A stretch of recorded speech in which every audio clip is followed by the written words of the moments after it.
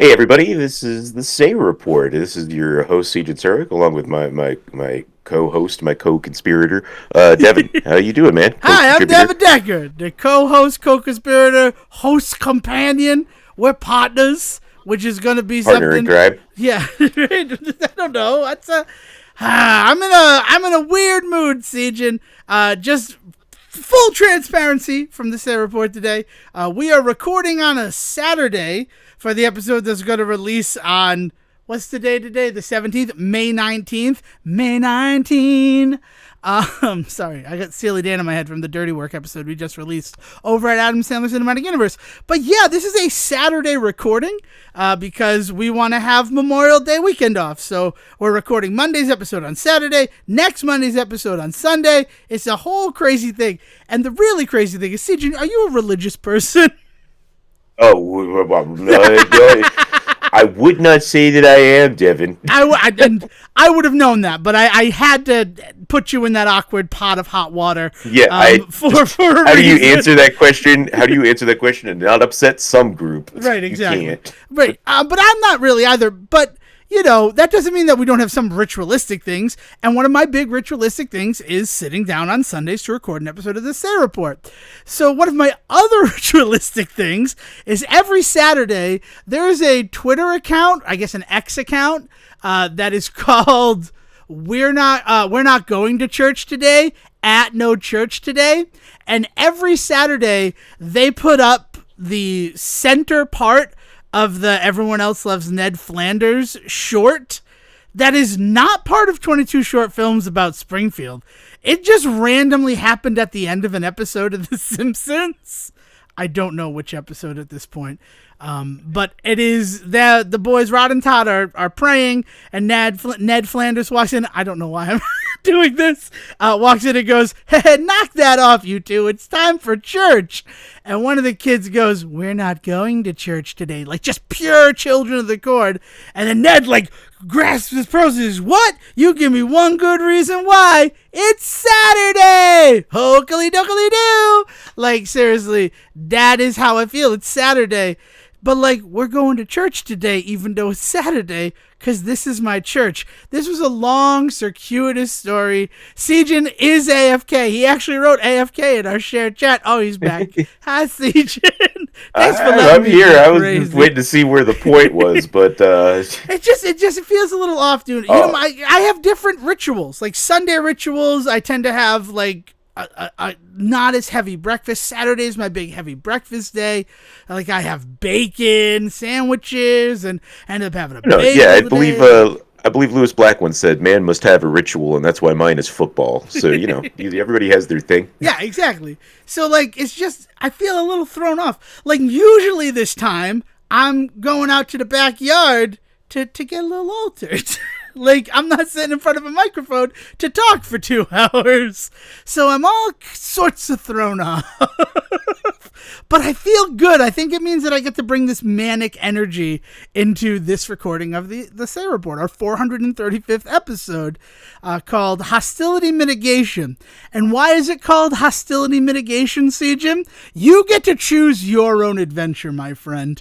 And it literally is Sejohn's adventure this week, starting off the Say Report. Do you want to talk about the Adam Sandler trivia night that I went to, which, just full disclosure, involves a quiz that you're going to have to take, Sejohn? Oh. Or okay. Do you want to recap Suits LA and get that out of the way? Let's do some Suits LA. Let's talk about Suits LA in its penultimate episode, right? It's penultimate episode. The first episode to air. No, the first episode to air after the show was announced as being canceled on May 9th.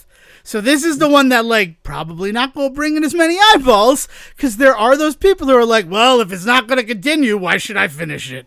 But that's not how we work here at the Say Report. And do you know why? Because the recap of Suits LA is just a one and done at the end of the day. It didn't get renewed, but we gotta finish it. It Suits LA on the Say Report. And before I start the timer, from last week, Oh, shoot. I dropped the timer, so now I can start the timer. Sejohn, vamp for Well, 2 seconds. I love how you really took a real gamble on this thing not being more than a season with that opening song.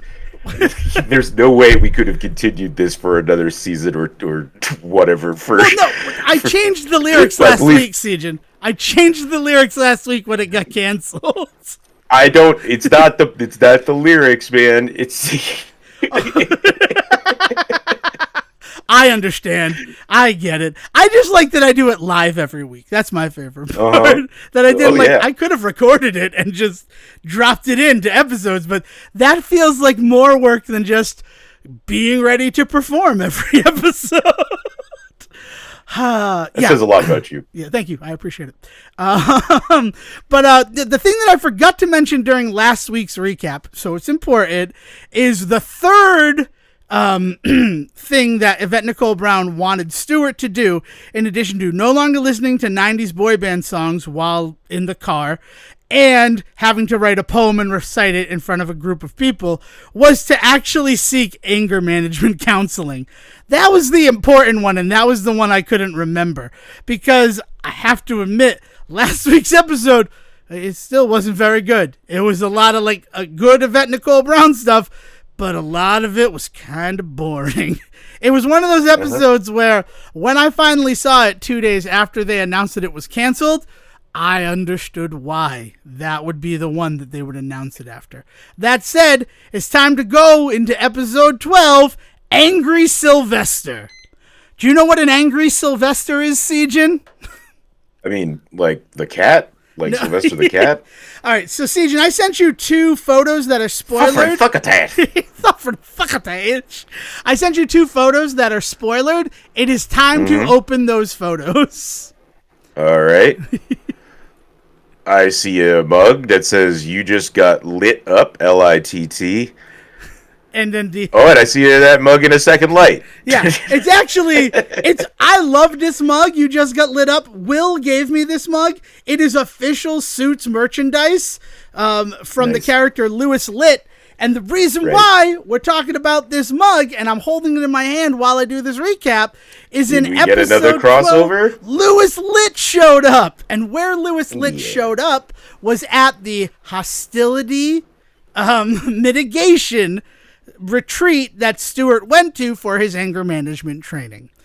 Where are we on the line with Louis LItt? Do we like Louis LItt? I don't really necessarily like Louis LItt.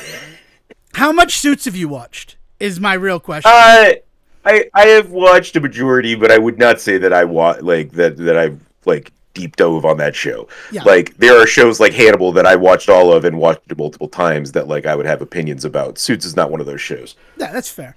So we have a phrase in this house. Maybe it's a phrase in the world, but this is definitely Decker vocabulary. Are you familiar with the character Charles Emerson Winchester in MASH? Yes. So when Charles Emerson Winchester was introduced as a character in MASH, I swear we'll get to the Suits LA part. I do apologize, people. When he was introduced in MASH, he was pretty much just a carbon copy of Frank Burns. Like, he was just going to be the antagonist for Hawkeye and BJ, the same way that Frank Burns had been. And then they realized that's fucking boring. That's the reason why the actor who played Frank Burns wanted to leave, is just there was nothing more to do with this character. And I was kind of tired of people giving me shit in the real world about being Frank Burns. So, because the truth is that fans have not changed. We just see more of it now because of the internet. But anyway, if you could look up the guy who plays Frank Burns' name, I know it's Larry. I just can't think of his last name, and I'd like to give him credit. So what they ended up doing, the writers of MASH, is softening Charles Emerson Winchester to be a more likable character. No longer an antagonist, more like a unwilling participant in what was going on in the swamp. And because of that, he ends up becoming a fantastic character that's not in the book or the movie, created for the show. And, he's played by David Ogden Stiers. It's wonderful. And we have the phrase that we have in this house. Robert Duvall in the 1970 is the movie. Film. Oh, wait. The film. It's Larry. Is it Larry Burns, maybe? who plays him in the movie? Larry Linville. Larry Linville, yeah, great guy, but everybody hates him because he played Frank Burns. But he, like, you care about him. He was one of the nicest people, and one of those things where, like, it's how Shelley, not Shelley Duvall, Shelley, the freaking Diane from Cheers, how Shelley Long wasn't really able to act in anything after Cheers because anyone looked at her and all they saw was Diane Chambers. So that kind of happened to him. So in this house, whenever there's a character that's introduced to be a jerk, but then the creators of the show realize, oh, fuck, this person's going to be around for a while, we kind of have to make them nice. We have to make them somebody that you're able to root for. They Winchester them. That's the Decker term. And Louis LItt is one of the greatest examples of a modern Winchestering. In the beginning, you fucking hated the guy, but at the same time, he was good at his job. He's not like a Michael Scott in The Office where this guy's just a boob. Louis LItt is an asshole, but he gets the job done. You wouldn't want to have a beer with Louis LItt. By the end of Suits, hell, by like the 4th season of Suits, I would be willing to have a beer with Louis LItt, and by the end of the series, I'd be willing to get in a mud bath next to him and go mudding and release my anus, my rectum. He always says rectum. So I was excited when I saw Rick Hoffman coming back to play Louis LItt. And the episode starts with him and Stewart at a freaking anger management retreat getting into a fight over who gets to claim the luggage cart. Stewart has his hand on it first, but then he walks up, he's like, yeah, that's my cart, though. So they have this huge fight. They just go all out. And I'm sitting there thinking, this is weird, right? Like, this is a weird moment. How do these two not know each other in any way, shape, or form? Because they both know Harvey Specter. It's weird that, like, his name might not have come up, especially since Harvey and Louis have the same sort of relationship as Ted and Stewart, which this episode really kind of lazy. That's what I have to say. Excited to see Rick Hoffman, but when it comes time to, they're in the circle, they're sharing where they think the root of their anger is coming from, and Stewart goes first and he says, I have a friend who belittles me, he's my partner at work, he tells the whole story, and Louis is like, oh, cry me a fucking river. Who doesn't have to deal with that at their law firm? And it's like, yeah, because what he just described is exactly your relationship. And he's like, oh, I guess everybody. And he's like, and if you think that you've put up with more shit, and this is Louis talking, if you think that you've put up with more shit from this partner at your law firm than I have, you have another thing coming.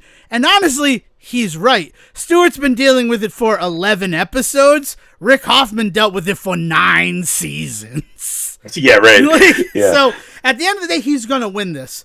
So they get into this huge fight about that, like who has it worse because of that situation, causing the guy running the anger management seminar to lose his temper. Like, he goes off and he has an anger management episode. And then he's like, I'm really sorry. But then because of that, they're actually able to make progress. Stewart shares the real reason that he's angry and everything set him off was because his family's life was threatened, the whole David Bowie thing. So then Louis, because of the whole mugging storyline from like season 7 of Suits, where like he's always been confident, but when he got mugged, he felt like he had no power and it was the first time he felt that way. They instantly connect and have this moment and are able to work through their anger. So he's like, I want to apologize for my behavior in the seminar and all that. And he's like, yeah, why don't we have a drink? And then Louis is like, no, we're going mudding. And, he's like, I don't want to go mudding with you. He's like, yeah, we're going mudding. Bathing suits optional. Bathing suits are not optional. But they're going to go for a mud, right? Because that's what was Louis LItt's like. He was a quirky sort of character at the end of the day. That's sort of how they ingratiated him into the hearts and minds of the viewer, is by, the guy's an asshole, but he's also like a little eccentric. Like maybe he's only an asshole because he's so insecure about the things that make him happy. Yeah, manic pixie dickhead. Yeah, I get it. I love that. So then, as they're about to go mudding, he's like, the guy that you described, he's like, I have one of those too. He's the person that I went to when I got mugged. And then, I went to my friend too, even though like we're going through a bit of a rough time right now. And then Louis is like, you know what, I got to go. Before we start money, I have to go make a phone call. And he's like, oh, who do you have to call? He's like, I really need to let Harvey know something. And he goes, wait, Harvey Specter? And then Louis's face, like he's elated. He's going mudding with his new friend. He's made a new friend. The second Stewart says Harvey Specter, Louis's face loses all color. He is crestfallen. He is so disappointed.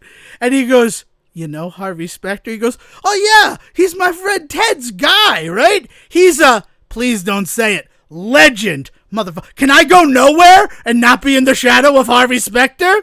Like, it was this good little moment. And then they got to mudding, and they had this conversation about federale friends. Have you ever heard this term? It feels just to the reveal. Yeah. I appreciate that. It seems like they addressed it. Just because you did bring it up as an issue earlier, I wanted to highlight that it does look like they do address that, which is interesting.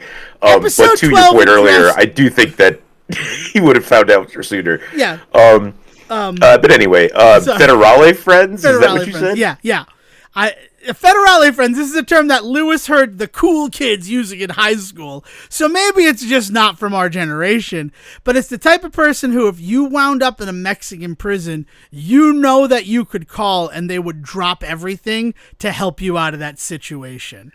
Probably also we are not from the part of the country where that would be an ongoing concern. You know, like Southern California, where you're going over the border all the time when you're a kid to buy fireworks. That is the likely scenario in which you're going to end up in a Mexican prison. Well, it's funny that you should mention that because Louis LItt from New York went to school in Harvard, so he's from where we are. So it's also like, a writer definitely added in the federale friends thing without any regard for what Louis's character would use in those situations. We'd be more like friends. You're my Mountie buddy. We'd be Canuck cohorts. Yes, and you're my Canuck cohort. I hope you're okay with that. But yeah. So it's just this thing, and then he's like, I've only ever had one of those, and it's Harvey. And Stewart, after this weekend, I'd like to ask if you'd be my second. And he agrees. And it's this nice little moment for those two characters. And we're talking about things getting resolved in the 12th episode. Dear God, was that what this episode was about? So, meanwhile, not at Hostility Mitigation Retreat, Rick is working with Dylan Baker, played by Victoria Justice. We haven't seen her in about 8 episodes, so it's nice that they remembered her as a character. She's flying high. For a second, I thought you were telling me Dylan Baker was guest starring in this episode, and I was like, that's actually a nice get. No, that would be a good get. Dylan Pryor is her name. I'm sorry. Dylan Baker is a real actor who's incredible. Dylan Pryor is the character that Victoria Justice is playing. She's flying high off of the independent film that's getting all this good buzz, off the action movie that she was able to do both, and now she's there to ask Rick to get her dream job, which is an adaptation of a Western book that she thinks she would be perfect for. So Rick's like, I'm gonna do that for you. So he goes and talks to the producer, and the producer's like, Dylan Pryor is not an actress. She is someone who can run and jump and react, and she could audition till she's blue in the face. I'm not putting her in my movie. Real Hollywood's a bunch of dicks stuff, right? Really feel like the people behind Suits LA got some problems with the creative process in Hollywood. So then he calls up Ted, and he's like, I want to do this whole thing. Can you help me with it? Because Sean Baker, remember Sean Baker? He just won 4 Academy Awards for Anora. So that was a name drop because he didn't show up in the episode, but they were ready to put in whatever name was relevant at the time. So he's like, we'll have an audition for her. And then they leverage the fact that you're not going to be producing this movie anymore because the director wants her after seeing her audition for the role. So everything is good. But Rick, after the initial thing, he has dinner with Dylan to kind of soften the blow of her not getting the stream role. And then when she finally gets the role, she shows up at Railsback Lane and is like, I wanted to celebrate, but my problem is I realized the only person I wanted to celebrate was with you. And they share a passionate kiss. And that first of all, that's a conflict of interest. You probably shouldn't be making out with your lawyer. But then he's like, we can't do this. And that's because he's still in love with Erica Rollins, which, we haven't really seen anything about that since either we can be together or we can't. We need to stop this. And I appreciate that they stopped it because they're just terrible scenes when the two of them are together. I'm going to be honest. It is also the anniversary of the baseball game that Ted went to with his brother Eddie, Eddie's happiest day. So they celebrate that. Samantha shows up with soft pretzels. It's this whole moment. But then Erica goes to Ted and she's like, I'm going to get us a big client. Nicole Kidman is thinking of leaving her representation. But oh no, Sejohn, her representation is Samantha. So he's like, no, please don't do this. And she's like, no, this is my fucking job. Nicole Kidman is leaving anyway, so I'm going to try to get her for this company. But we finally just settled things down with them. This will start a whole new war. So she goes, that doesn't matter, Ted. This is my job. She's available. I'm going to sign us Nicole Kidman. So then he contacts Samantha and tells her about it in what he calls leveling the playing field, what I call cutting the legs out from under your partner in law. So because of that, Samantha reacts and is able to, she now knows that Nicole Kidman has a problem. She's able to convince her to stay with Rails back lane. And then Erica's all pissed off at Ted, rightfully so, because of what he did. So now Ted has to be he's all contemplative. So he calls Stewart and he apologizes for the way he treated him. He apologizes for the way he treated Erica and Leah Power. Remember Leah Power? The Korean lawyer who hasn't been in an episode for 4 episodes? She's back. Turns out that in those 4 episodes, Rick read one of the scripts she submitted under the name Ezra Bridger, and he wants to sign Ezra Bridger. So now she has to decide, do I want to be a writer or do I want to be a lawyer? And she decides, I want to be a lawyer. But if she's going to be a lawyer, she just got her bonus and it was lower than some fucking Henderson guy who doesn't even have a character playing him. He's just a name in the office. So she wants to go to Erica and is like, this is the shit that I did. Why does my bonus not reflect that? And her bonus doesn't reflect it from that one time she didn't go out with Adam Driver because her cat had died. And she's like, you can't keep holding that against me. I put this law firm ahead of me all the time. That was one time that I didn't do it. So Erica's all, maybe. It's like the circle is screaming, but in reverse. It was weird. So she rewards Leah for all the work that she's done and deciding to be a lawyer. She finally gets an office. And they also kind of write in that thing, like, the reason that we don't see Leah a lot is because Ted had said to Erica, I don't ever want to deal with her. She annoys me. They reminded us of that. So Ted gives her the office. It's a nice moment. They hug. And Ted's like actually happy. Like he's for a moment in this whole thing. We also learned that Leah Power, not her real name, her original name was Leah Ho, which made middle school difficult, is the joke that they make. I just want to make sure that everything else is covered. We saw his dad get sentenced, but that was back in 2010. We already knew this was happening. It just feels like you're trying to fill time. But, and this is the important thing, and then we'll be done and we'll move on. We do learn that his brother's name, the one who passes away, his name is Edward Brooks, because that's their father's name. He gave his firstborn son his name, and he expected people to call him Teddy the same way he was. But because he was born with, a mental disease, Down syndrome, like, he's ashamed of him. So then when freaking Ted Black was born, Stephen Amell's character, he named him Theodore Black and had everybody call him Teddy. And I gotta tell you, since the beginning, it has been the craziest fucking thing in the world to me that their names are Ed and Ted. But, like, to learn that it was the father's hubris the whole time, that was satisfying. I have to admit that was a satisfying moment. But yeah, that was the 12th episode. Weird show, man. LA. No Amanda Stevens, even though we were in the middle of a plot line with her at the end of last episode. Like, it just, and this is the first episode that felt like it was made specifically for broadcast television, not for streaming. And I don't just mean because of the content. I mean, there were legitimate moments where they paused so that a commercial could happen. I guess we'll have to see what happens after this then. Commercial. So it's just, the show was always behind the 8 ball. Yeah. And Yeah. I got some feelings about it, but I think it's probably best saved for when it's finally over. yes. So even though we are doing a Bedazzled episode, we're also going to make sure to do the final Suits LA recap as part of the Memorial Day 2025 episode. So you have that to look forward to. What Sejohn has to look forward to, I don't apologize at all, Sejohn. You have to do a quiz. And Brendan Fraser, please, we're going to give you a lot of time at the end of this episode, right? We are going to honor you for Brendan Fraser History Month in this episode. But if you could just give us this brief little time to focus on Adam Sandler, because I went to Adam Sandler trivia this past week, and I won. Yeah. I'm very happy about that. I told a friend that I won Adam Sandler trivia, and he's like, honestly, if you hadn't, I would have been disappointed in you.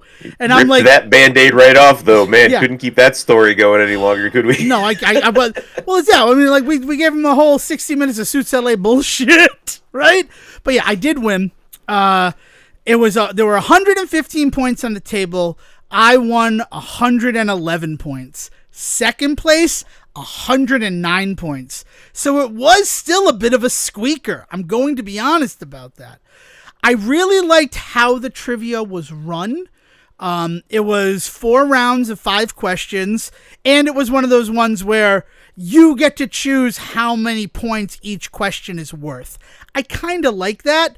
But then, as an additional wrinkle to that, you did have to check in with the quiz examiner, the proctor, I guess, of this bar trivia night between each round, so that you couldn't, like, switch it around if you got a harder question later, or like you didn't know something. You had to commit to, this was my 5-point answer, this was that. Right. And each question also had a single point bonus attached to it. It was actually a really nice way to do it. And then, if there was time left, there would be bonus rounds.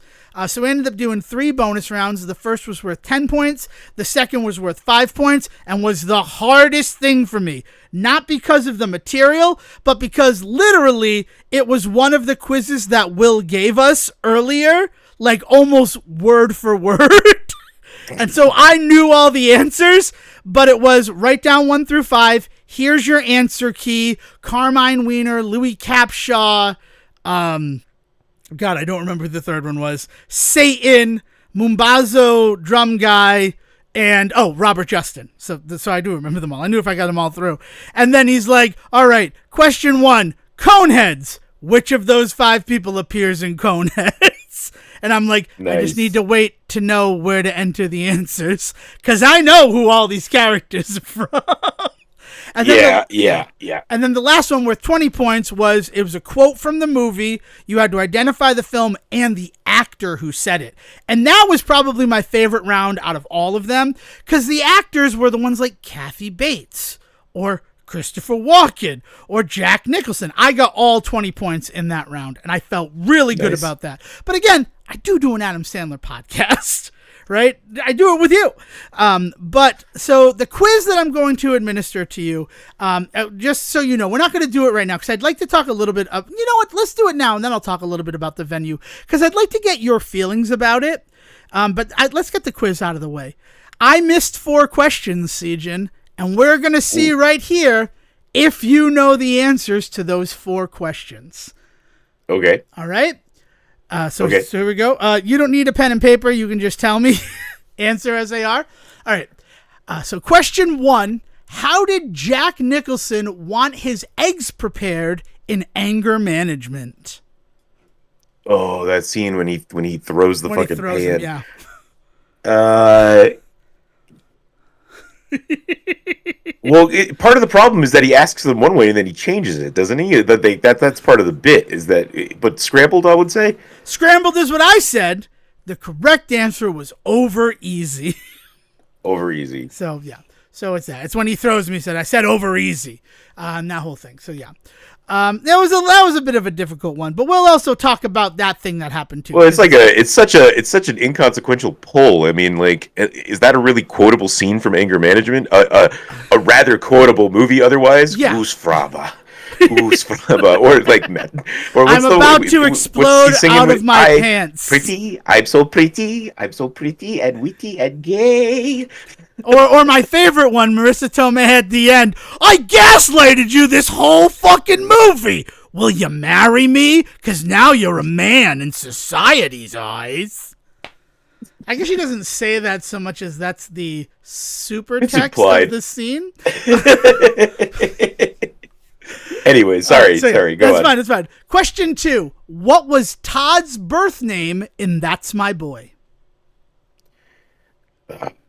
Todd's birth name? Hot Rod. I don't know. That would be awesome. I wrote down Megatron. It was Han Solo. Han Solo Burger. Okay, so I don't feel bad. I don't feel bad that the other person who I do a podcast with about Adam Sandler missed those 2 questions.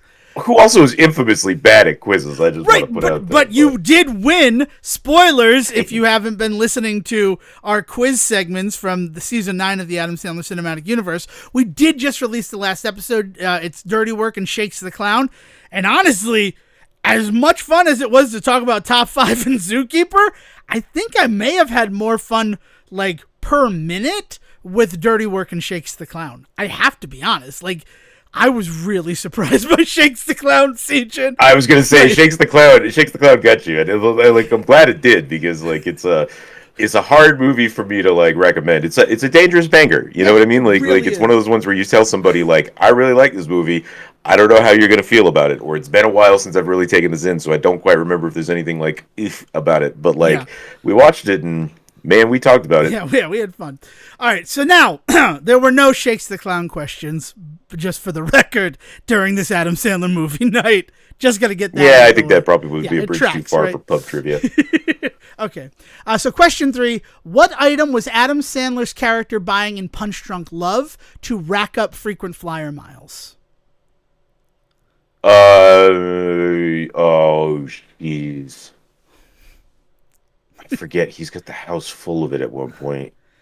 I don't know. I've never seen the movie. I don't remember. Okay. I probably Crystal Light or something silly like that. All right. This one was multiple choice. It was A or B. I'll give you the A or B, and let's see how you do there. Is it A, pudding, or B, cookies? Oh, it's pudding. Okay, yeah. So I was unconvinced. I've never seen Punch Drunk Love. It's one of the only Adam Sandler films I haven't seen at this point.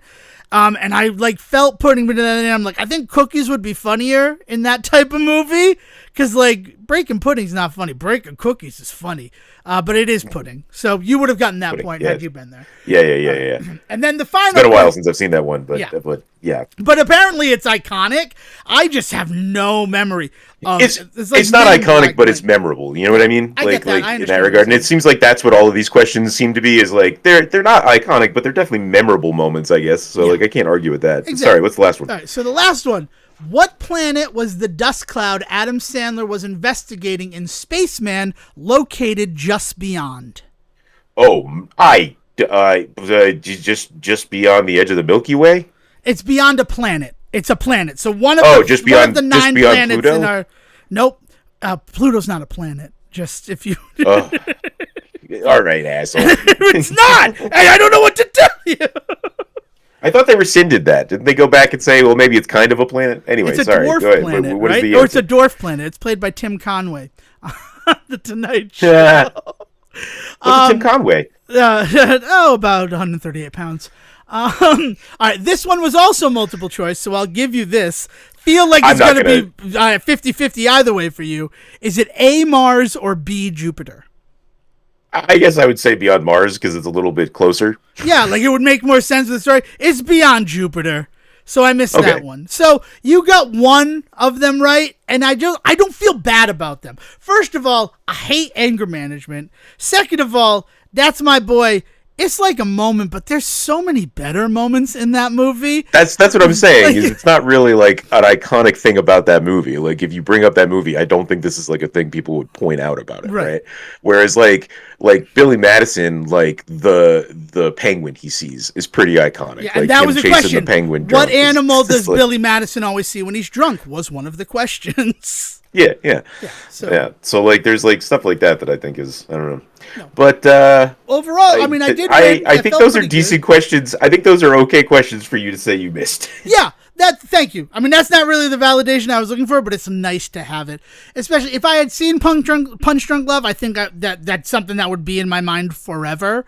But like, I'm more happy that like I got semi-obscure lines from other movies, right? Like the fact that it was Harvey Keitel who says, "All right, Pop, whatever you want, tithead, go with my father." Like no one else got that right. It seemed like. It's like they all knew it was Little Nicky, but no one remembered who played the guy who would have said that. So it was a good time. I really got to talk to the host because I went out with a couple of my friends from Connecticut, and they are very close with the guy who owns this establishment, or at least who runs this establishment, and who is in charge of the quizzes. So we had this really deep conversation about his quiz philosophy. Every quiz that he creates is multiple choice, but then based upon how good or bad the crowd is doing, he will take away answers. He is also, and I have to give him credit for this, he admitted it right to me, I'm also really petty. If I get somebody like you who's like, I do an Adam Sandler podcast, this should be a piece of cake, I will want to trick that person. I will want that person to not get a perfect score. So I will do whatever I have to do to make that happen. And I'm like, you know what? I'm okay with that. I get it. You're human. And also, the prize is a $20 gift card to this bar. It's not like I'm playing for $1 million. It's No, not but like... but at the same time, the like, you also want to keep it fun for everybody, and it's never fun for the 6 other teams when one team is dominating. It's just not fun that way. Yeah, exactly. So, and I was happy that like that was the real discussion I had been having with a lot of people is like, you don't want to be the villain. You don't want to be the villain at this trivia. Maybe sandbag a little bit if the scores get to like out of control. I mean, I've already told the story of how I killed trivia at that other bar I went to from that night that I scored 1,000 points and the next person had 300 points. Also that night, I had not started until the 3rd round. Like, that's not fun for people, and I understand that.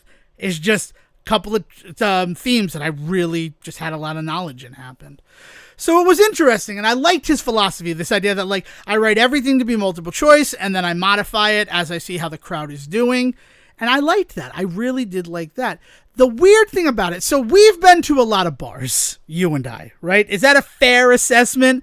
Not like I think I have a problem. I'm not drinking to escape from reality, right? And I don't have beers hidden around the house. But we very rarely had a standard spot. If we ever did, it was only for like a few visits, and then we would move on to another one. So we saw a lot of varying bars. I will say it that way. Yes. And then I think about this place was one of the most unique bars that I have ever been to. It is a second floor, which I just think second floor bars, you're kind of asking for trouble, right? Nah. Somebody's going to fall out a window eventually, right? Just ask Eric Clapton. But, oh God, I hate myself, but I don't because it's what my mind wanted to say. So that was the one thing. The second thing is they have no food service, which I'm fine with, but don't really call yourself a pub because when I think of a pub, I think of food. Like, it's the difference between a bar and a pub is that there's more to it. A public house would have all sorts of things. Yeah. So there's no food service, but it is called the Strange Brew Pub. I do like the place. So that was it. But they do allow you to bring food in, which I think is cool. And they partnered with like a local pizza place down to the fact that if you place an order, your table has a number that you're supposed to include. Like they're like wait staff for this pub, which is kind of cool. Like, but it's like they wanted a pub, but they couldn't afford a place that had a kitchen. Yeah, right. It's like that. It's just very strange because I've never really been to a place like that. Like, it kind of felt like a grown-up college bar. Like, we know for a fact that the younger generations are not going out to bars the way that, like, millennials did, right? The way that we did. Especially with your, like, we never really had a regular spot. We'd go to a place maybe 2-3 times, but then we would find another place to, like, become part of the fabric of their community for a few visits before moving to the next place. I mean, part of it was that we had friends all over the state. Part of it is that we had all sorts of different like places that we were working and stuff. So like we just never really had like one landing spot. So we ended up seeing a lot of wild spaces all over the New England. Yeah. So you say that you've never seen a place kind of like this where they do this sounds exactly like every bar in Utah, because one of the laws is that they need to offer food of some kind, like, and that needs to be part of the deal, is that you can't just drink and not eat. You can drink and not eat, but it has to be your choice. The bar needs to always offer you food. So like part of it is like when you sit down, they're like, and what are you eating today? And you have to be like, no thanks, I'm not eating anything today. It's really fucking weird, like the song and dance that you have to do. But what has happened is that you've ended up with a bunch of bars where what they have is bring your own food policies. Yeah. And there's a lot of places that'll hire food trucks like on the reg, and you can actually check like food truck like schedules to see where ones are, like to see what bars they're going to be at for the next week, so that you can decide where you want to go and drink. It's like it's all part of the culture here that there's a lot of places where, no, we don't offer food, but there's a place that we partner with where you can get food, and that's how we skirt this specific set of regulations. That means that we need to offer you this. It's a cool thing, because of the ways in which it really supports local business, right? It just it is born for some really weird labyrinthian laws here in Utah. Yeah, I mean, I guess what this place kind of felt like was a brewery, but they don't brew beer there. Because every brewery that I go to around here, they partner with food trucks the same exact way that you talked about. Where, like, we'll have this food truck here tonight so that you can do it. But then also, like, my favorite one to go to, Proclamation, that's another Will one. He made me ship him unicorn, like, rainbow beer once. That was a whole thing. It was good. It was a fun time. But, like, it did help me find this fantastic brewery that is just excellent. They also have like hot dogs and soft pretzels if there's not a food truck there. So like I can't think of anyone that I've been to like that doesn't have food like semi attached to it in some ways. So that was interesting. Yeah. But then it's also standing bar service only, which like I've never heard it called that. Like I get it. Like you have to go to the bar to order your drinks. Just say that we don't have wait staff, like standing bar. There's a really strange term. And again, that is most certainly something that you see at breweries because they don't really have someone going around. You're supposed to go up and pick from all of the brews that they have on display and available, and they have them in one location. Like, I get that. Yeah, if anybody's going around, it's just a busboy to clean tables. You're not going to get shit You're not getting served. So it was this really interesting thing, and it kind of felt like, on some level, come hang out at my clubhouse. We have alcohol that you can buy. And it also felt like a college bar, but for 40-year-olds. Maybe like 35-year-olds. It felt like this is a college bar, but because like Gen Z is not going out to college bars, we've adapted and we've pivoted to be like very welcoming to millennials. Was it around like Brown and RISD, like in that area, or was it a different part of the state? It was in Norwich, Connecticut. So I don't know what drinking is like in Connecticut. Most of the times that I've gone drinking in Connecticut, it's either been at one of the two casinos or it's been at like beach bars. So, like, that's a very different vibe. Like, I understand that. I can't think of... I guess I've done a little bit of drinking in Yale. Around Yale in New Haven. And those places all just felt... like, I drank a yard of beer once. And that was a good time. Like, No, the only reason I wondered is because if there's a big grad student scene in the area, then that's the exact kind of place that would thrive. Yeah, that's like what Camp Nowhere is. Like, that's right near Rhode Island College, and that is very much that same sort of vibe. It's not straight... Oh, and also Dr. Duff's Lost and Found, which became the Taco Bar, and now I drove by it, and it has a third name.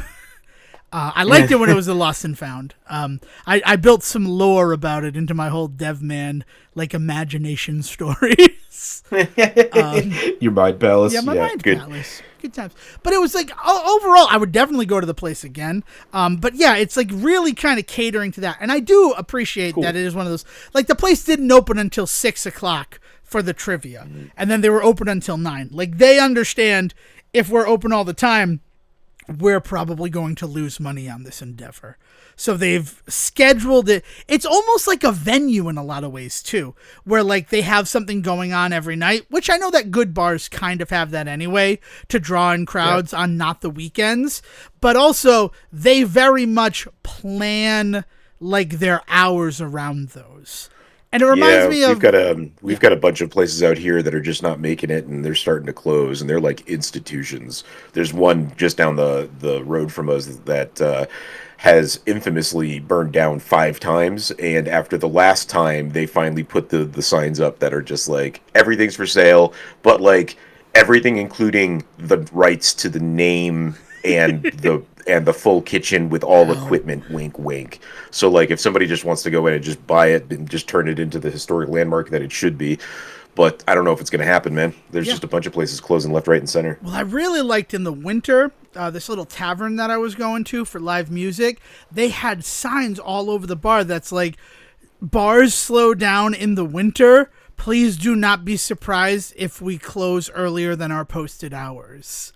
I liked that. Like, and one of those nights, it was like, hey, it's last call. And I'm like, oh, okay, you guys are closing at 9 tonight? And they're like, yeah, there's 30 people here. And I'm like, no, I totally get it. I didn't think I'd get to be here and experience one of those.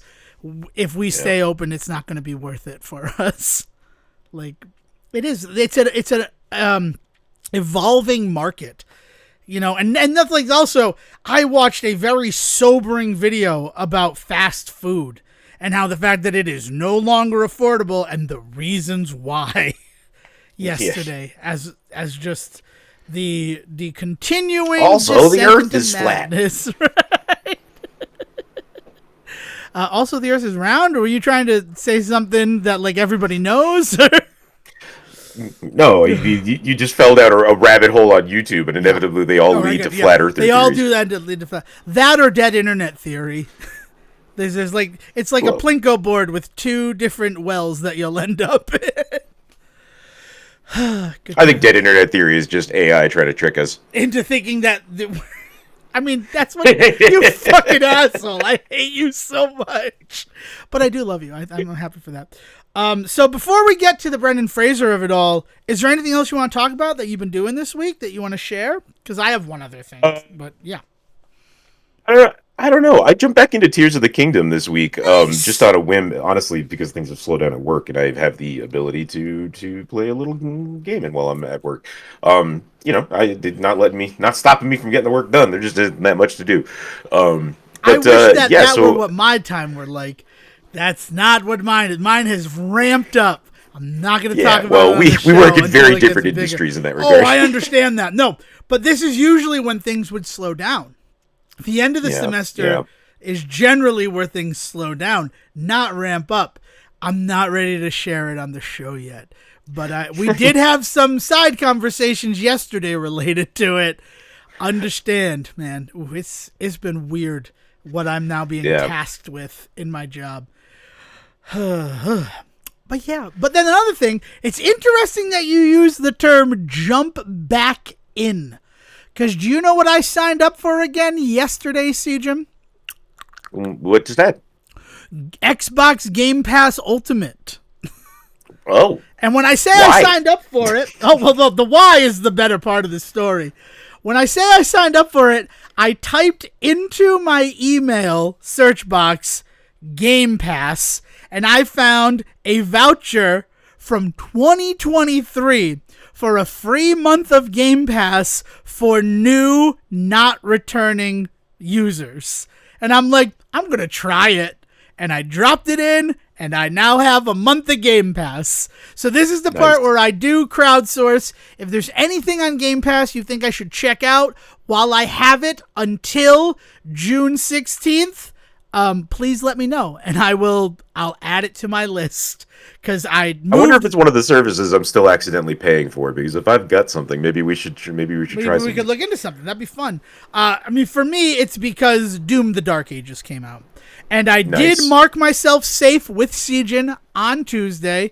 I had some bad fish for dinner on Monday, so Tuesday I was just kind of nursing a tummy ache most of the day, and this whole thing, I know that we've talked about it briefly, but I think it's time to revisit the idea of if you pay us more money, you get the game 2 or 3 days early.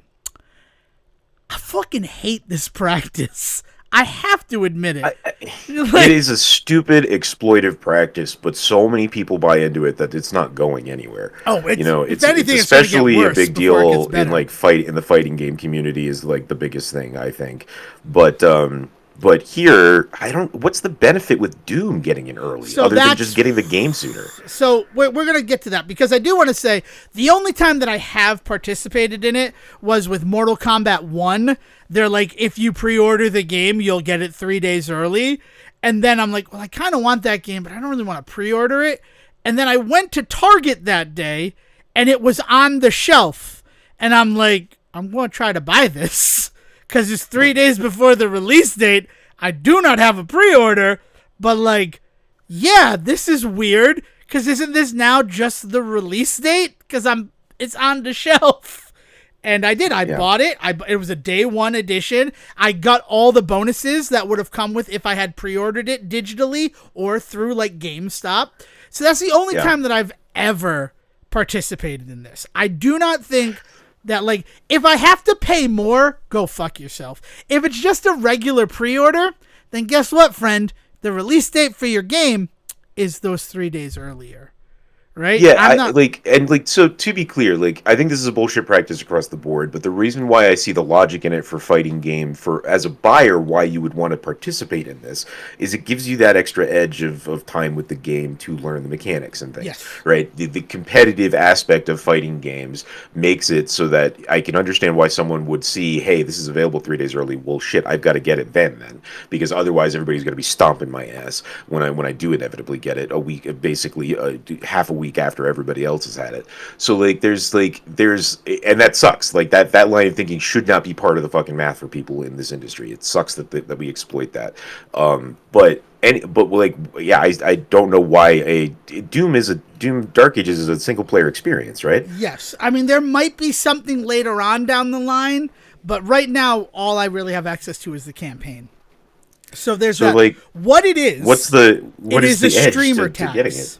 It is a streamer tax. It is a way for them to make more money off of the people who are going to be streaming on Twitch, and also, not the majority, but a minority of which are then also going to be making money off of the back of the game. So on Tuesday, I'm not feeling well, so I generally just put on Twitch for background noise if I'm just laying in bed, and I'm like, wow, everybody's playing Doom Dark Ages. I didn't think that was coming out until the end of May, let alone the middle of the month. And then I see that, I look it up and I'm like, oh, if I paid $100, right? And remember, this is a community of people that is blanching at the fact that Nintendo has raised the game to $80, but willing to pay $100 so that they can play Doom 3 days early. And in those 3 days, they are able to stream the game. They're able to make their YouTube videos. It's almost, if you in that competitive realm, if you don't get it early, you are going to be left behind. Especially a game like Doom, not Dune. I don't know if I'd play a Dune game. Sandworms make me uncomfortable. There's a few of them out there that are apparently pretty good, but it's a lot of management shit. Anyway, sorry, go ahead. No, it's fine. But yeah, Doom, it's to watch someone play through the campaign. And once you've watched someone play through the campaign of a game like that, you're probably not going to keep watching the game. Right? I know the story now. I don't care to keep doing this. And then, I mean, there might be speedrunning later down the line. I don't know if there's a big speedrun community for the Doom games. That's actually something I'd like to check out right now as we're having this discussion. I know there's much more. I think the more that I see is more like challenge runs. Remember, Halo, you used to be able to do the skull runs and shit like that, or whatever they were. There's a lot more like that. I'm sure that there's speedrunners because there's always speedrunners, but I think the bigger thing that's interesting, at least to me, I guess, would be challenge runs. Yeah. Try and do it only shotgun or some shit like that. There are 101 runs for any percent for Doom 2016 and 17 runs for 100%. So that's Yeah. the regular Doom. What's Doom Eternal? Doom Eternal seems like the one that would be like more drifted towards speedrunning, because that game is Speedrun fast. friendly. Yeah, it's more speedrun Well, and friendly. that game flows, right? Yeah, If I'm yeah. remembering correctly, one of the biggest things about that game is how like the movement and like the shooting and everything just felt like fluid almost. 62 any% runs and 28 100% runs. So it's not like one of those games that's going to have a long speed running life. Again, I say that as like Resident Evil 4 2023 and the fighting that happened there. Any% has 92, and that game has only been out for like 2 years, as opposed to the 9 years for Doom 2016. So, looking at that, and then no, they don't have 100%. No, so yeah.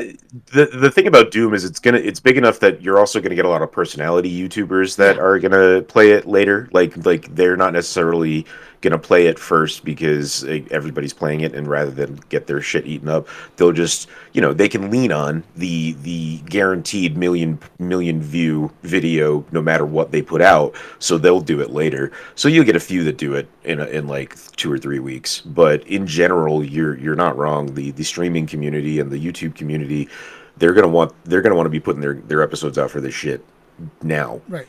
And if you can have those out 3 days earlier, right? It's always a competition to be the one who gets that killer vid out first, right? Mm-hmm. Between all those people. Yeah. So it really is. This game was a game where I'm like, this is what it is. It's a streamer tax. It is 100% just to make sure that these people, there's no way that they can't do it early. Because if they don't do it early, they'll lose the market, and they'll lose their potential share of that market. And it just kind of made my stomach sick, which is why, sitting at home with a sick stomach already, I'm like, maybe I'm going to do it. Like, I want to play the new Doom enough that, like, I got nothing else going on today. But then I waited, and then I'm like, is it on Game Pass? Because I played the other two on Game Pass. Might be fun to round out the trilogy on Game Pass. And lo and behold, this $70 game for a $25 monthly subscription, or free, because literally, I think if you start picking up rocks out in the world, eventually, like within 12 rocks, you'll find a code for a free month of Xbox Game Pass. Don't quote me on that. It's conjecture. It's mostly said for comedic purposes. No, do like Devon did. Go and find an email address that you still have, and you use it sometimes, but you don't use it all the time. Go to that, and go ahead to the search bar and put in Xbox Game Pass, and you guaranteed you have some offer that's still good. Yeah. Mine was 2 years old. And it still worked, and I'm able to play this game for $0, as opposed to the $100 I was toying with paying to play it. And it's just, I don't know, it's good. That's the thing that I want to say. Like, the reason why I went down this whole Circulian, like, journey is because I am enjoying it immensely. And while Doom Eternal flowed, it was not as enriching as Doom 2016 was. This one I can is a see lot. that. There wasn't as much depth to it. Yeah. The depth that I was craving from Doom Eternal is in this game, and it's like a whole other game. If they didn't want name brand recognition, they could have called this something else, and I don't think anybody would have looked at this game and said, wow, it's a lot like Doom, if it wasn't called Doom. There's just so much going on. Adding a shield to your character in like a cover-based shooter is a game changer, because you don't need to look for cover. You have it whenever you hit the left trigger. It's really nice. And you can throw it, and it just shot. It's a good. So I'm recommending it. I am through 4. I've went through 4 chapters. I've started the 5th chapter, which means that. Have you heard anything about it? Because there's a couple of real polarizing things in the game, and that's there are mech battles. Like, there's a giant Doomslayer mech that you plug into. My only complaint about that is that there's a neural link between you and the mech, but the mech is still controlled with like pedals and joysticks. If you have a neural connection to this thing, can't you just like move your arm or think about moving your arm and the robot would move its arm? It seems superfluous to have a neural link and a control stick. Nice. I'm just saying. But people are a little divided on those mech sections. I think they're cool. It adds a different way to play the game. And they gave me a gun. Like I thought it was just going to be a full melee thing, and it kind of was like Punch Out a little bit, where like dodge and you gain like stronger stuff, and you just got to raise your bar up before you can do super moves. But then eventually they gave me a double freaking minigun turret thing to walk around with. Nice. Like excellent. Well, and like the other thing is, how often do those come up? Because like changing up gameplay, I think, is important, and like as long as they're not. The game doesn't become a mech game eventually, right? Like it is still I'm not running sure. around. Like I said, I've only gone through four levels, and I've started the fifth. Yeah. Well, I'm curious to hear how often they use that mechanic, because I also think that sounds really rad, and I think that breaking up the fighting and the gunfighting in a different way is really cool in a Doom game. So. Yeah. But risky. But if they do it too much, I can see why people wouldn't like it, I guess. Yeah, so I'm not sure how much to do it. And honestly, the third chapter is just like the mech run, and it kind of just feels like a separated out boss section where you're fighting against the Titans, which are just larger demons. Like it worked really well. Yeah, it was good. But then the fifth level introduced, and I love this mechanic. Yeah, you have a dragon. You have a Doomslayer dragon, and it's got electric wings and everything, and it's got mounted guns on it. It's like Panzer Dragoon. Remember Panzer Dragoon, the Sega game? Yeah. Yeah. It's like you're like playing Panzer Dragoon, but in the world of Doom. And I could understand why people might get tired of that one, because a lot of the fighting is to avoid getting like hit by certain things, and then that supercharges your weapon. So like all you're doing is dodge, destroy. But also what's really cool about this one, like I thought it was just going to be like the mech section, I'm just in a robot this whole time. But part of the dragon thing is to clear out like anti-air artillery stuff, and then once that's done, you land, and then you have to fight a bunch of stuff and then move on to the next location. Like I'm looking for right now for 4 hell engines that are protecting the city I'm trying to get into. So I fly to the hell engine, I land, I destroy it, and then I go and I fly to the next one.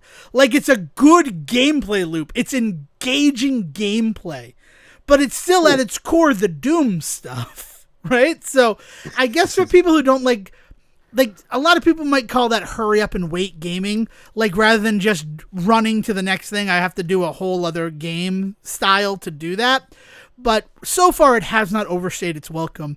And all the moments when I'm on the dragon have felt really cool. And it controls like a dream.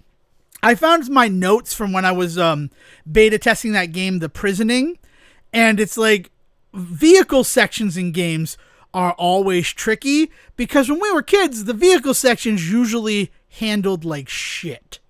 Like you'd be fine, and then you get to this section where I mean, infamously the sewer section of Toads, Battletoads, right? The turbo tunnels, yeah. Or I think about Ghostbusters, the game. Like it's fine going around the city, but then you got to play fucking Spy Hunter, and it's awful. Like, I mean, this is such a key part of these types of games that it's even in things like Cuphead when they're in the planes, 10 years old at this point, but more than 10, right? Jeez, how old is Cuphead? Great game, but yeah. So I'm really enjoying Doom: The Dark Ages so far, and I'm not a big Doom guy, right? But it is something that I'd recommend, especially like Sejohn said, just search your email. You probably, and you can just do it on a PC, right? You can just cloud stream it on a PC. So if your computer, and you don't need to worry about PC requirements, right? Because it is streaming. So as long as you can stream, you're fine. Yeah, your internet connection needs to be above a certain thing for it to be like stable. But even then, you can play it a little unstable, right? And let's face it, you're running around as a guy slaying demons from hell. You're already a little unstable. It not being a multiplayer game, right? Like you don't need, you're not. You don't need that kind of precision, right? Yeah. So. Recommend it. All right, we're an hour into this thing. It's time to celebrate Brendan Fraser History Month, and I'm excited about it because we're doing something this week. Well, first of all, I need to say, Sejohn, my Brendan Fraser History Month was made. I need to say that. And the reason why is listener of the show, Hab Guy, he contacted me a couple of days ago, and it was all, I forgot that Brendan Fraser was in King of the Hill. Thank you for reminding me. So, like, that feels like a successful Brendan Fraser History Month, reminding the people of some of his lesser-known work and having them celebrate it. So that felt really good. And then also, because of that, I went back and I watched his second appearance. So that's, like, kind of what I'm celebrating this week before we get to the big thing that you have planned. A second appearance is weird. Have you seen Gone with the Windstorm? Probably once, but like it's not bringing up like it much about the episode. So I mean, but I've watched so much King of the Hill. Yeah, I know it all kind of blends together. Because even I was watching it and I'm like, have I seen this episode? And then the famous line from it happened, and I'm like, oh yeah, I've seen this episode. It must have been years and years ago though. And the famous line is, Dale, we're gonna go steal a news van. It's the perfect crime. How will they report it? God, so good. It's so fucking stupid. I love it. But in that one, Nancy Gribble, she is replaced as the weather person on Channel 84 by Irv Bennett, who is played by Brendan Fraser. And when you consider what he does as David Kaliki Alihi, like, he does so much in this episode, and he's like kind of the worst because he's like a weather nerd and he really likes what Nancy has done, and he's just so oblivious to the fact that, like, you know, you as a meteorologist are pushing this woman and the way that weather used to be reported, like, out. Like, it's perfect Mike Judge level satire, this episode of the show. It is 100% like weather reporters just being attractive women so that, like, viewers would ogle them and stop from changing the station is an outdated concept. So, like, that's the thing he's satirizing. But then people getting mad at her about the weather because it's supposed to be the big pork festival, but then there's a windstorm, hence the title, and it has to be canceled because of how windy it is. And a woman comes up and she's like, "You ruined this festival with your weather," as if she's controlling it. Can you predict what I'm going to do with my finger right now? Like, is that? But Brendan Fraser, like, we talked about the David Kaliki Alihi, how he's like, he's like not even the main guest star in that. It's Terry Bradshaw, James Brown, and Howie Long, right? Like, those are the ones that, like, actually are doing talking. Clearly Brendan Fraser's in it, but not to the level that they are. And he's got that great, I thank God every day I don't get exploded. But as Irv Bennett, and he's just doing what Brendan Fraser does best, being this enthusiastic white guy who's oblivious to the situation. It's like a George of the Jungle a little bit. Like, it's a good Blast from the Past. Yeah, it is, and he does a good job with the voice acting. It's fun, and he has a good performance. But, you know, I could also see why people might not like that episode because the resolution of it is Nancy stealing the news van, as alluded to, and going to a wildfire to try to make a name for herself. And her, Dale, and Peggy get, like, caught in the middle of a wildfire. And it's, like, stressful. And it kind of sucks that she's rewarded for it. But then also, Mike Judge, perfect satire. While they're watching these people surrounded by flames, and Nancy breaks down in tears. She's like, I don't want to die. I just want to report the news. Like, the people in the news station are, like, freaking about to come into their pants. They're so happy. Like, look at this fucking footage that we're getting. Like, not thinking about the cost of the human life that is allowing them to get it. It is the perfect type of, like, Mike Judge satire. And I was surprised. And I also, like, I remember that episode clearly because of that great steal a news van bit. I forgot that Brendan Fraser was in it. So it was fun to watch that and celebrate his other King of the Hill appearance for this year's Brendan Fraser History Month, especially since we just saw the first look at King of the Hill's revival coming, I think, in June, right? Did you see the picture of them in the alleyway? Yeah, with the Alamo beer drone and the VR helmet and stuff. And I think it looks right in line with what I expected this to be. I don't know what anybody else was looking for. I've heard some people poo-poo it. Is the nice way I'll put it. I've seen both. I've seen some of the ones where, like, this is a modernization of the show, and, like, other cartoons that have done, like, look it, I have a cell phone. And it's like, so that bit is funny. But other than that, like, I think that, yeah, they look about 20 years older, right? Like, they wouldn't have aged, but like, Hank's got more gray in his hair. Dale's like got a little bit more fat collected around his neck. Boomhauer still looks like Boomhauer because he keeps in shape and he's a Texas fucking Ranger, right? And the arms of a Ranger, the unsuspecting stranger, Sejohn. Right? I don't need to talk about Walker again. And my favorite one is Bill getting, like, so the Alamo beer drone delivering them beer is funny, but then the Megalo, like, Mart food delivery that Bill is getting is also just perfect, right? I would not be surprised if Bill has become a shut-in at this point from the fact that he doesn't have to leave his house. If Bill is an Uber driver, like an Uber Eats or a DoorDash driver, right? Yeah, like, I'm so excited to see what's going to happen. And I think that they did it smart by just showing the core 4 guys, right? Like, I know that there are some pictures of there of what, like, Bobby will look like and things like that, but, like, wait for the show for the big reveal of that. Maybe we'll see a trailer. Which also, I know we're in Brendan Fraser time, but we need to talk about the fact that HBO Max has become an HBO Max again. Just brief. Yeah, like, it's just, I never changed it in any of my things. We've been calling it HBO Max since then. It's just kind of crazy. But the reason that I bring that up is because the Peacemaker Season 2 trailer and how it looks like they're going to be reconciling the fact that Peacemaker from the Snyderverse is going into the James Gunn verse looks pretty good. Like, I'm excited about that. And the fact that, you know, Green Lantern and Hawkgirl showed up in that. Like, I'm excited. I'm excited for Of course I'm excited for Peacemaker Season 2. But after seeing the trailer, I'm even more excited. And I'm not really a trailer guy. Which brings us, Sejohn, the floor is yours. How did you want to celebrate Brendan Fraser today?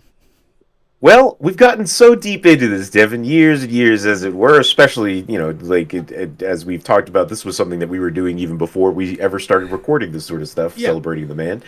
I thought it was about damn time that we maybe sat down and actually put a list together that lets us all kind of get on the same page. We're doing a Brendan Fraser tier list, everybody. Woo! And then just for that, as we have mentioned, we're still celebrating next week, but that's with a whole episode on Bedazzled. Like a very special episode, but on a Monday. So yeah. Yeah, and we may talk about Bedazzled today, and we'll have some opinions about it, but we won't ruin too much for next week. Yeah. And there's some movies that we're going to mention that we have not yet seen yet. Devon's made a caveat for that. We do have an unseen tier. Yeah. Yeah, in general, we got a pretty decent one here. We'll throw a link to it up in the up in the Discord when we're done recording today. Yep. Anything else we need to get out of the way, housekeeping-wise, before we get into this? I think this is good. I'm excited about this. How many now, movies I'm going to tell you this. You tell us wait, this. What? I'm going to count how many movies there are so that people know that from the beginning. But so continue. I just want to, the caveat that I'm going to throw here, the little wrinkle that I'm going to make sure that we're all on the same page about from the get-go, is that I want to be talking about Brendan Fraser in these movies. So if we put a movie or a show or something on here that it mentions in a tier that you don't agree with because you think the quality of the movie overall is not what you would put that's not what we're talking about. We were talking about Brendan Fraser and the ways in which he does something for this movie or brings something to us or brings something. So there's going to bring something to the project. Yeah. There's going to be some things that may be higher tier or lower tier that you think, oh no, that's a good movie. It's just like, no, that's not what we're talking about though. Is it a good Brendan Fraser? Yeah. That is the biggest part about it. I agree. There are 58 films available on this list. So do we want to just move the ones that we haven't seen yet just to that? Like, just get those out of the way so we know how many we're working with? Yeah. Let's get those out of there. So Case of You, we've never talked about. Air I Breathe, I want to. Big Bug Man, crazy. Breakout, sorry. Child of Darkness, Child of Light. Dickie Roberts, which is crazy.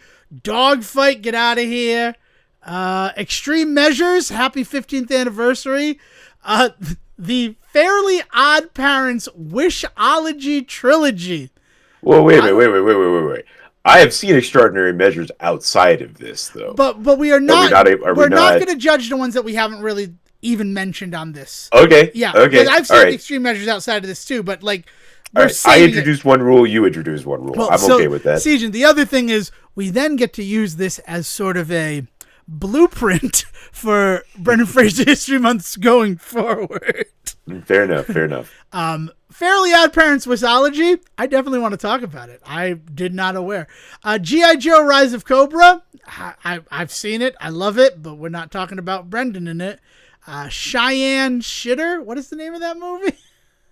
Gimme Shelter? Gimme Shelter. I look like Cheyenne Shitter. I don't know what's wrong with me. I don't know what's wrong with you there, buddy. Journey to the End of the Night, never seen that. The Last Time, Get Out of Here, Line of Descent, Bye-Bye, Mrs. Winterbourne, I Want to See You, Tomb of the Dragon Emperor.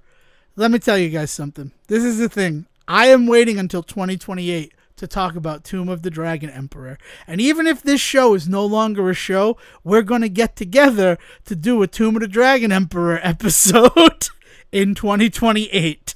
Sejohn, can I get your agreement on that? No, yeah, we could definitely, we have to. I mean, yeah. I honestly am surprised that we didn't do it sooner. But yes, I've been holding on to it because I want it to be for the 20th. No Sudden Move. We've talked brief about it, but not during Brendan Fraser History Month.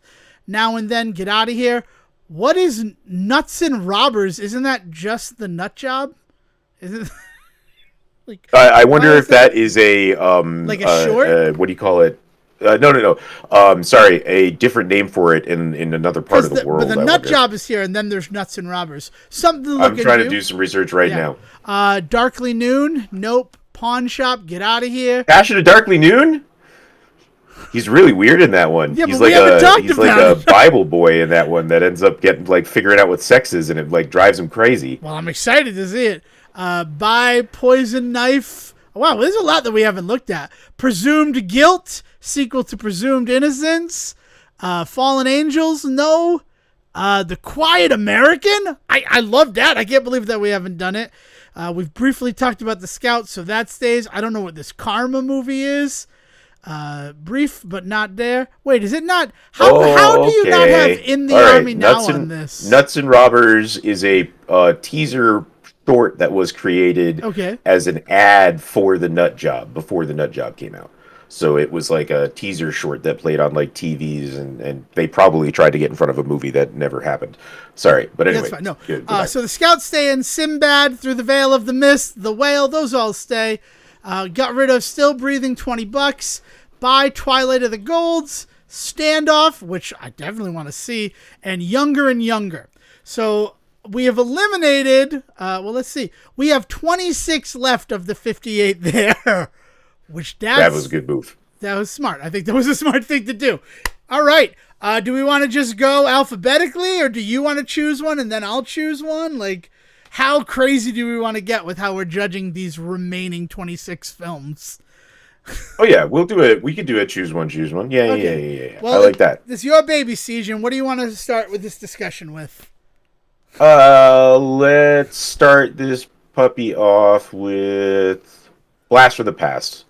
Classic. A film that I watched 4 times in celebration of the second Brendan Fraser History Month at the Say Report. Coming on. So a big thing for me about this movie is that it's so approachable for people that are not normally Brendan. Like when it's one of the first films I always recommend to people if they want to know where to get started with Brendan Fraser. I feel like this is a good entry, right? This is a good like this is a free sample, and then you get addicted and you have to pay for the rest. Yep, basic crack marketing, people. But that being said, I also think that in a lot of ways it's also one of the less interesting Brendan Fraser roles. Like, it's interesting, don't get me wrong, it is a wild and weird concept for a character, and he definitely does play a character in the movie, but I think that it's not as weird as some of the other choices that he makes in his career. So for that, I think it suffers a little bit, because I like it when he gets a little weird. I don't know. How do you feel? I mean, I think that this film gets a little bit weird. Let's imagine a movie where the guy is essentially a time traveler, but he's traveled through time at the normal speed of time. He's so stuck in the 50s, 60s mentality. I'm pretty sure that's the plot of Interstellar, but anyway. But it is like, and what he's playing and the naivete and just what he embodies in that, he is really, really good in it.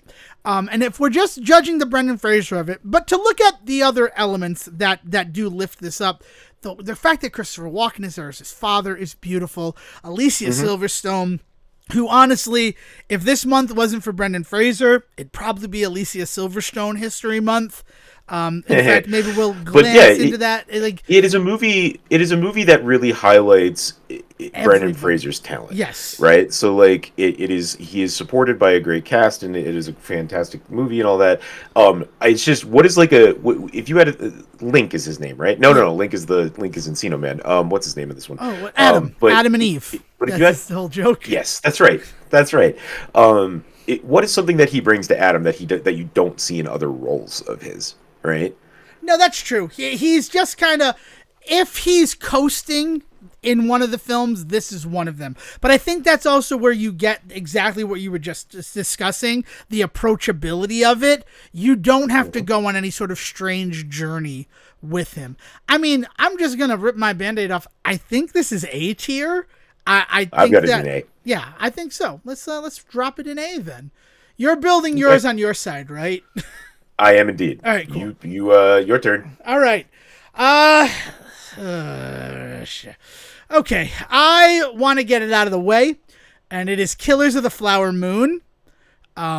Essentially a Grains of Frasier.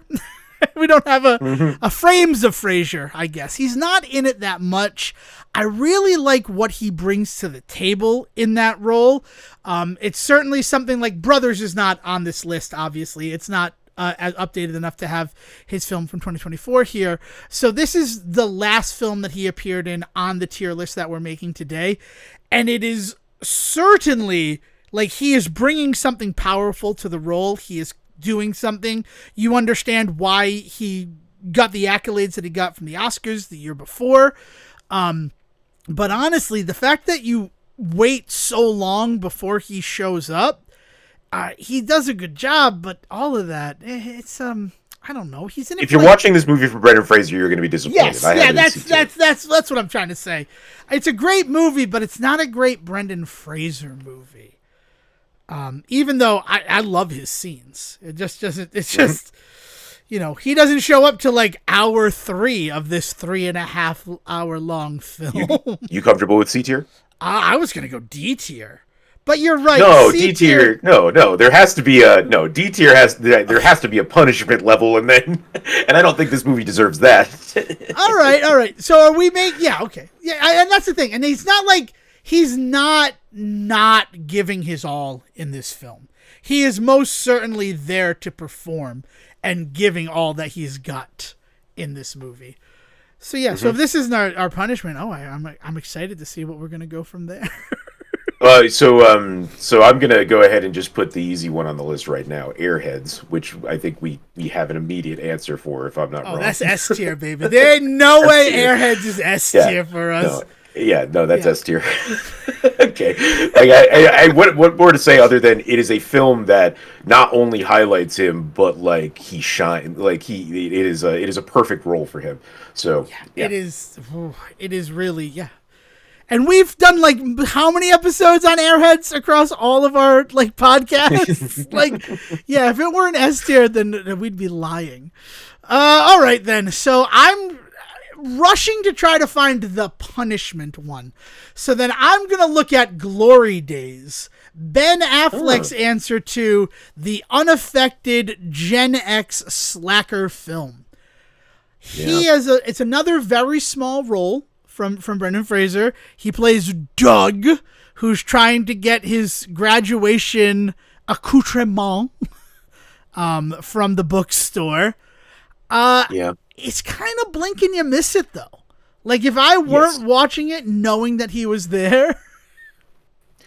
You'd never remember that he's in it. And then on top of that, you'd never really think to watch this movie outside. You know what I mean? Yeah. Like unless this movie popped up while you were looking, like digging for a movie to watch, like this movie is not going to make itself known to you otherwise, right? It's not the kind of thing that you're going to find sitting on the shelf at Walmart randomly. Oh, repackaged Glory Days. Okay. Oh, Dazed and Confused, Glory Days, and some other Ben Affleck movie. I guess Mallrats. School Ties? Oh, School... I guess, maybe. You know what I like about Glory Days? It's not a Brendan Fraser thing. It's French Stewart. I like French Stewart's stuff in Glory Days a lot. Nice. But nice. But I think that because of what we just said, like, and ironically, this is a film that, like, Brendan Fraser has appeared in a bunch of films uncredited. He's credited in this movie for his single scene. Nice. Well, yeah, I put that D tier. I think it's D tier then. That's all right, good. So now we have a top, we have a bottom, and then I feel comfortable going forward. All right. So let's see. Oh, wait. I'm going to, if I may add another wrinkle, I think it's a pretty solid one. I think we leave Bedazzled till last. Yeah, definitely. We'll do that. For sure. Let's, man. Oh, Sinbad. Let's talk about Sinbad, because that's going to be one that I think we need to talk about. Ooh, Sinbad through the veil of the mists.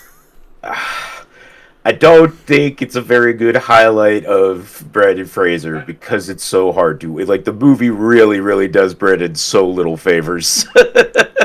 The reason why I own this movie, like, that's the thing that I think about. Looking at all of these films, this is one of the only Brendan Fraser films I own. Nice. Like I own this, I own Brain Candy, and I own Journey to the Center of the Earth. It's actually right next to me. It's always in the studio. Like, it's just one of those ones that, like, I do own this movie. And I'm not mad that I own this movie. I think that this movie is important viewing. If I were doing, like, an animation course or I wanted to discuss animation, this film is, like, this beautiful thing. And one of the best parts about this film is Brendan Fraser's performance. I'm not. Brendan Fraser is doing a heavy lift in this, that he makes it. He's your carrot at the end of the stick for having to watch this movie, though. Yeah. You know what I mean? Oh yeah. Like you're lucky that Brendan Fraser's in this, because it's like the one, like, saving grace is the voice cast, because, like, everything else going on with having to put up with this movie is unfortunate. And, like, that's coming from somebody that grew up on, like, Sinbad films and, like, and that kind of, like, the stop motion stuff they used to do, the Harryhausen ones and shit. Like, I loved that shit.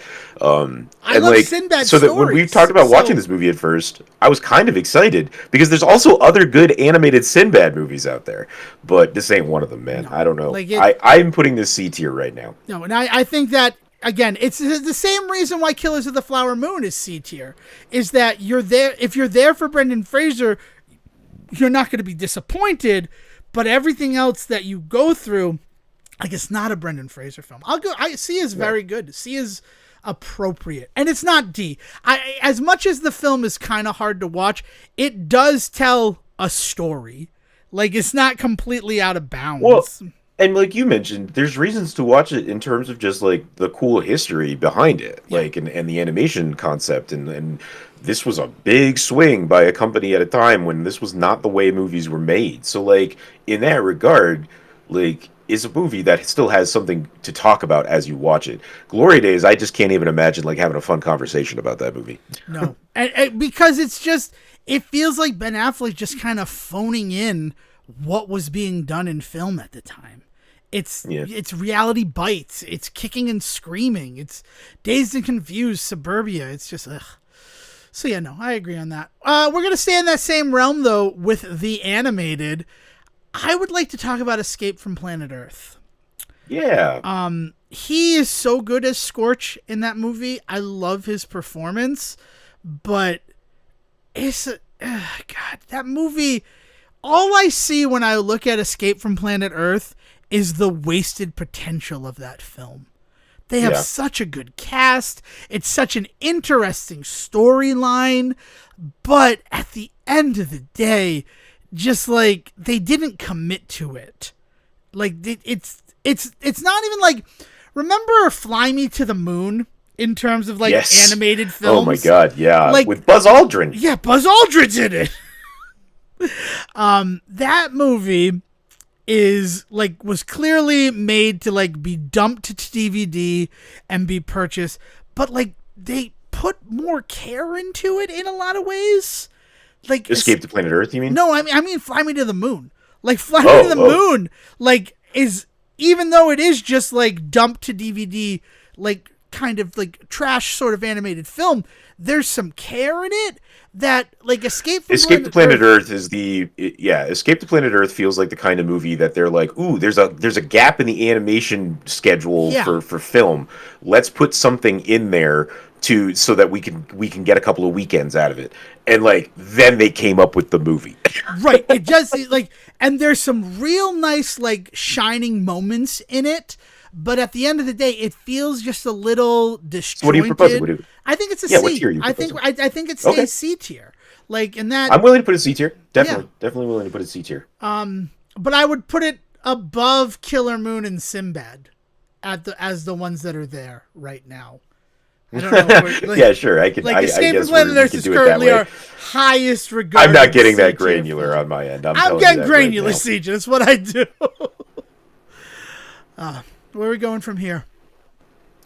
Brain Candy. Let's talk about this one because this one is going to be a little bit more of a difficult one to place because I have a very big love in my heart for Brain Candy. But honestly, like Brendan Fraser being in it is just a cool like factoid about the movie more than anything else.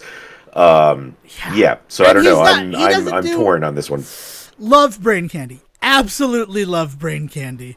Would you say that Paris is the capital of France? Good. Then we agree. Then we're back in agreement.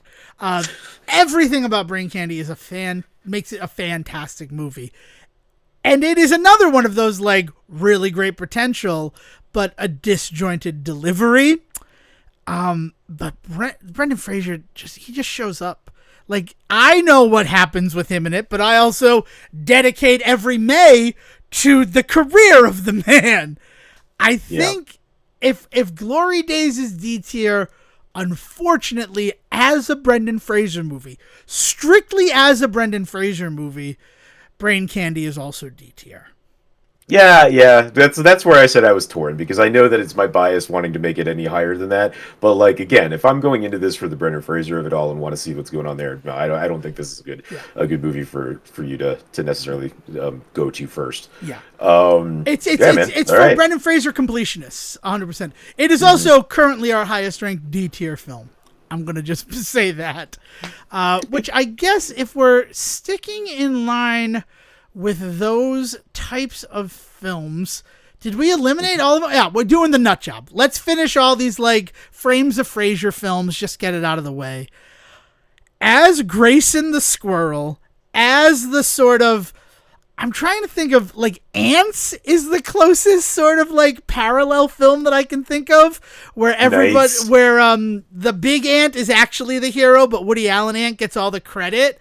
Like, it's that in reverse, where Grayson gets all this credit for being the squirrel that's saving the park, while meanwhile it's Surly who's actually the hero of the piece. Yeah, it's the blowhard trope. Yeah. He's the big chested hero that turns out to be a fraud, which is always fun. Yeah, and he plays it wonderfully. Yeah. But and I like the nut job. I mean, like of the animated features that we've talked about so far, I think is kind of the best looking one. Like, and it has it is the most complete in that regard. It is the most complete. Like, I like the story. I love the sequel. I think that the Nut Job 2 is exactly what a sequel should be. Just more time Nutty with by characters Nature or something. Is that? Yeah, Nutty by Nature. Nut Job 2, Nutty by Nature, where the park's gonna get turned into an amusement park, and part of that's cool because look at all the fun food we eat. Oh, but if squirrels eat cotton candy, they explode. So let me propose something. Right now, I'm feeling like this is our first B tier film. But do you have an opinion of it being any higher? No, I think that B tier is exactly where it lands. I don't think I would be comfortable putting any film with an animated side doing Gangnam Style in it higher than B tier. Yeah, it definitely it has some caveats to it. All right. Okay, so that was Nut Job. Not, Let me just take a quick look at our current yeah, go list, for it. I'm and excited. I'm gonna pull. I'm curious to hear where you feel Dudley Do Right fits on this list. Okay. I personally think it might be an A tier film for him. Okay. So, in order to have this discussion, we got to look at George of the Jungle as well. George of Well, the okay, Jungle is let's going to bring be that my one in. next one, right? One of these is an S tier movie. One of these is an A tier movie, in my approximation. Uh huh. Dudley Do Right would be my nomination for S tier. Why? Why? You have to tell me why. George of the Jungle is so clearly the superior film of the two. George, but I agree that they are both good films, but of the two, if I was going to sit down and watch this movie on my own with people in any capacity, I would choose George of the Jungle first. and I think that is where my argument is. I think that George of the Jungle. This is a completely out of pocket argument. I understand that. This is Devon Decker coming at you 110% on this report. The universal appeal of George of the Jungle, I feel in a way weakens it that little bit to an A tier film. It is solid. It is the argument for universal appeal for Brendan Fraser. I think he does more in Dudley Do Right. I think he's allowed to do more in Dudley Do Right. When he becomes Dudley Do Bad, which I still love that he's not Dudley Do Wrong. I think it is wonderful. Like, he gets to do both sides of this character. I think it is a better showcase of his abilities as an actor, and I think overall he is having more fun with the film. Also about George of the Jungle is the fact that, like, he almost died while making it. Like, he just didn't have enough dehydrated, calories. Right? No, he didn't have enough calories to have his brain function properly. The stories around George of the Jungle, as somebody who is, like, borderline a scholar on Brendan Fraser, like, the stories that surround it make it that little bit harder for me to say that it is an S tier perfect film. But I'm right, dude. This is the conversation, right? There's the reason why I need to introduce both of them, because they're both Jay Ward. They're both, like, adaptations of these old cartoons. Oh no, Dudley Do Right is the spiritual sequel to George of the Jungle. There's no argument about that. Like, I totally understand why we have to talk about them together. I can't believe we're about to put Dudley Do Right as an S tier film and George of the Jungle as an A tier. That's all. I mean, we could. I would put them both as S tier. I'm willing to say that George of the Jungle is an S tier film, but I cannot look at Dudley Do Right, and I'm looking at what Brendan Fraser does. Right, the whole thing is like, I am, and it is impossible to do this, but I am disregarding the fact that Alfred Molina is acting his fucking ass off as Snidely Whiplash. All right, it's S tier. We got it up there. Yeah. You don't have to. I think it's. You already sold me. You don't have to drive it home. But George of the Jungle, I'll also put in S tier. I think that they are both S tier. Two S tier films. Two S tier films. Yeah. But for me, it's Airheads, Dudley Do Right, George of the Jungle. I'm just gonna be honest with you. I cannot believe how good Dudley Do Right is. I had. Hearing people talk about it, I'm like, oh, this is going to be the worst film ever. It is so aware of the movie that it's trying to... I love it. I do. I love Dudley Do Right. All right. I'm going to grab another film that I think is A tier. Okay. And that is going to be Inkheart. Oh, I honestly thought you were going to go B tier for Inkheart, so I'm a little surprised. No. I like the movie, and it's him playing a really interesting kind of role that we don't see too often. He's troubled a little bit, like not that we don't see him play troubled characters. He's troubled a little bit, but really, in general, he's a really charismatic, like, loving, like, character. So, like, I don't know, it's interesting to see him kind of taking a more mature hero role as opposed to, like, Rick in the Mummy, where he's kind of the big badass, like, hero, right? He's still the hero of Inkheart, but he doesn't look like he could take a punch, or he doesn't look like he could give a punch. like he does in the Mummy movies, right? Right. So it's an interesting kind of hero role for him to be playing. So no, I mean, and then on top of that, everything going on in the movie, like it just is just it's a fun watch as well. No, I like Inkard. Oh, I good. like Inkard a No, lot. I'm I think happy it's a that good you A-tier say A film. tier. I honestly thought this was going to be one. First of all, Ian Softly, I'm fucking sold. Right? He directed Hackers. He's a hell of a director. That is on display in Inkheart. What you're talking about with the character that Brendan Fraser is playing in Inkheart is wonderful. It's this beautiful thing because all of the things that make him such a great hero in his other movies are literally his curse in Inkheart. The things that make him special in other films, in this film, are to his detriment. He cannot do the thing that he loves because, like Sinners, it will pierce the veil between our worlds and bring evil into it. It is such a complex role that he is playing, and he's masterful in it. And that's before we talk about everything else that's going on in the film.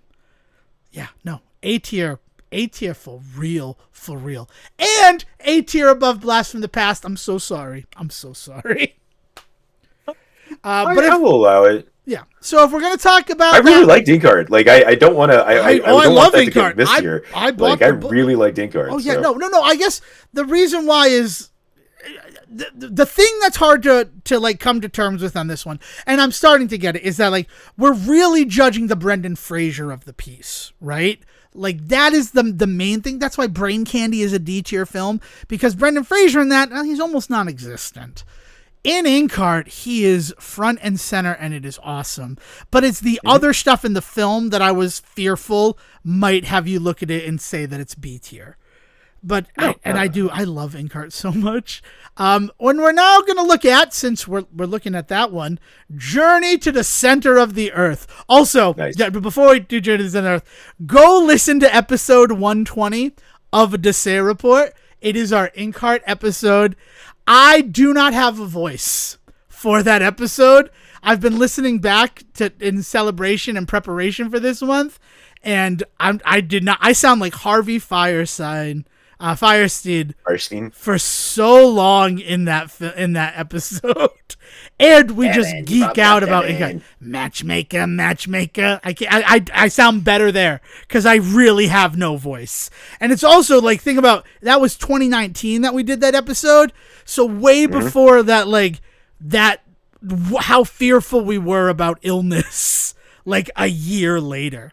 It's just, it is a weird time capsule episode that is not an actual time capsule, but it does capture just where we were in the world before it all got upended like 8 months later. So Journey to the Center of the Earth right now, man, is floating for me. It's floating over a line. It's either the bottom of the barrel on one or top of the list on the other, and I can't decide which. You tell me what you're thinking right now. Well, I'm thinking that you're floating between B and C.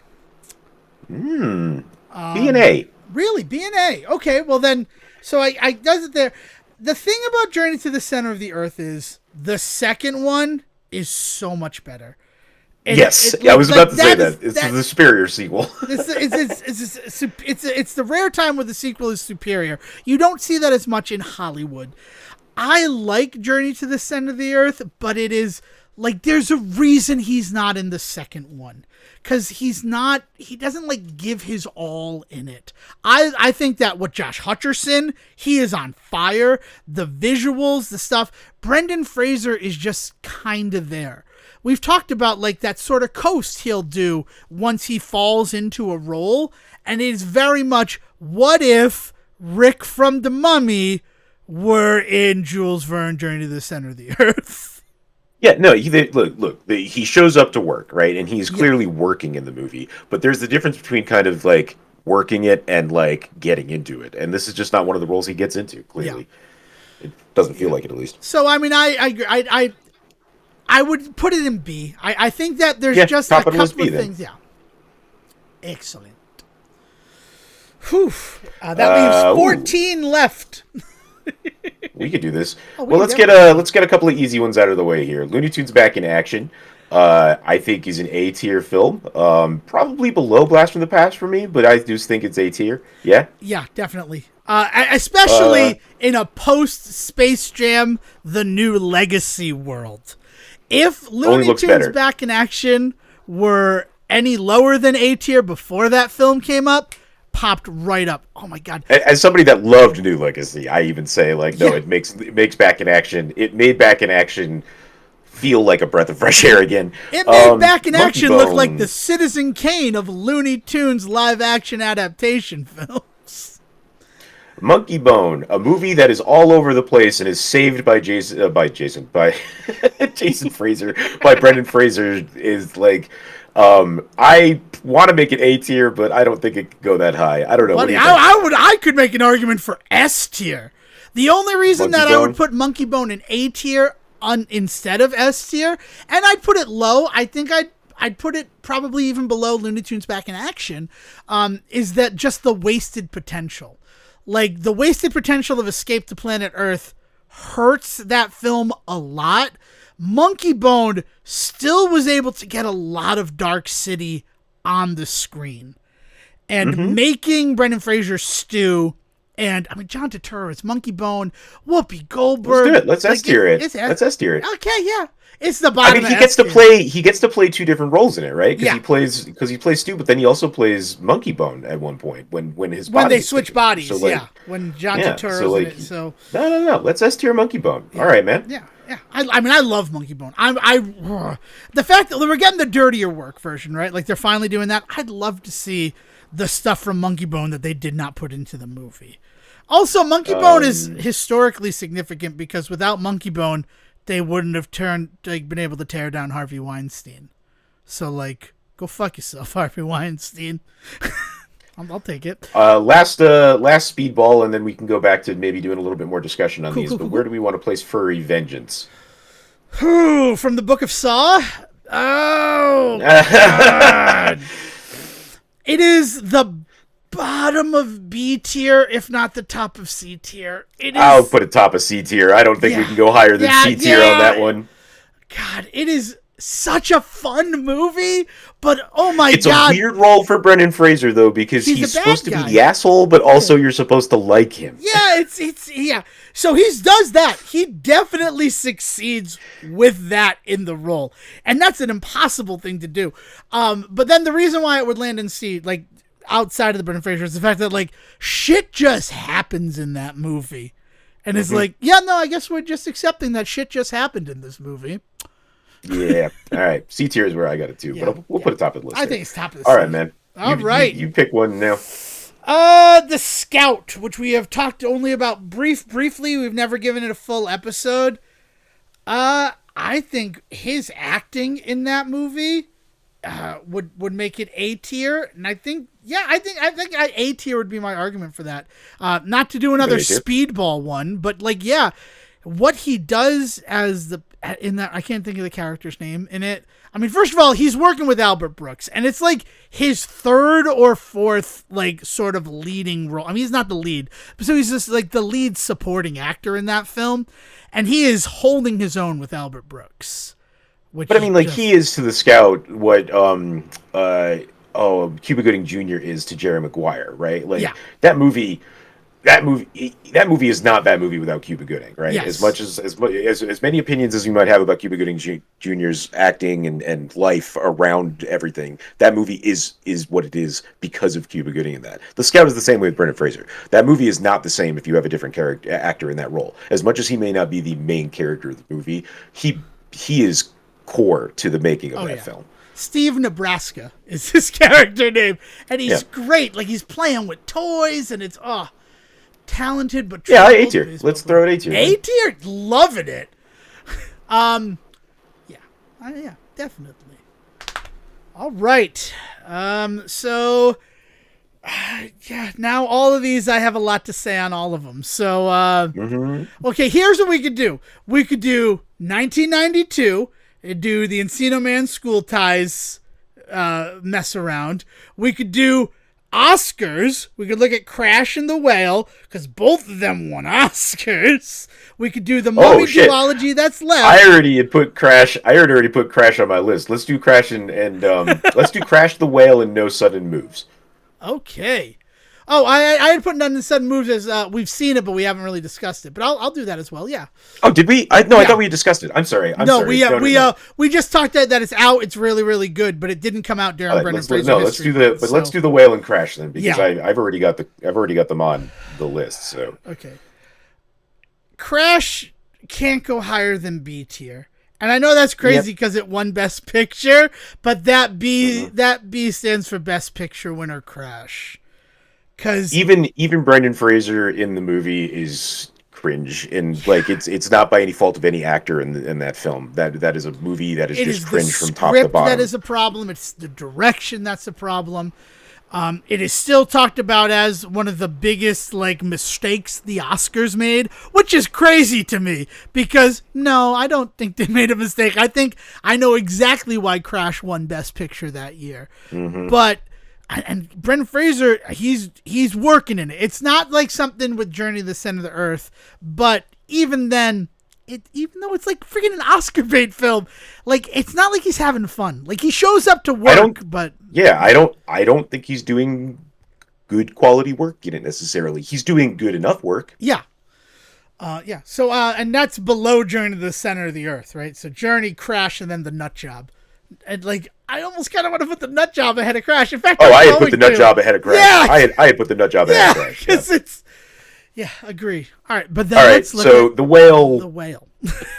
I mean, The Whale is an S tier film. It's his Oscar-winning role. Yeah. He is phenomenal in it. I actually did enjoy my time with it. Oh, I love it.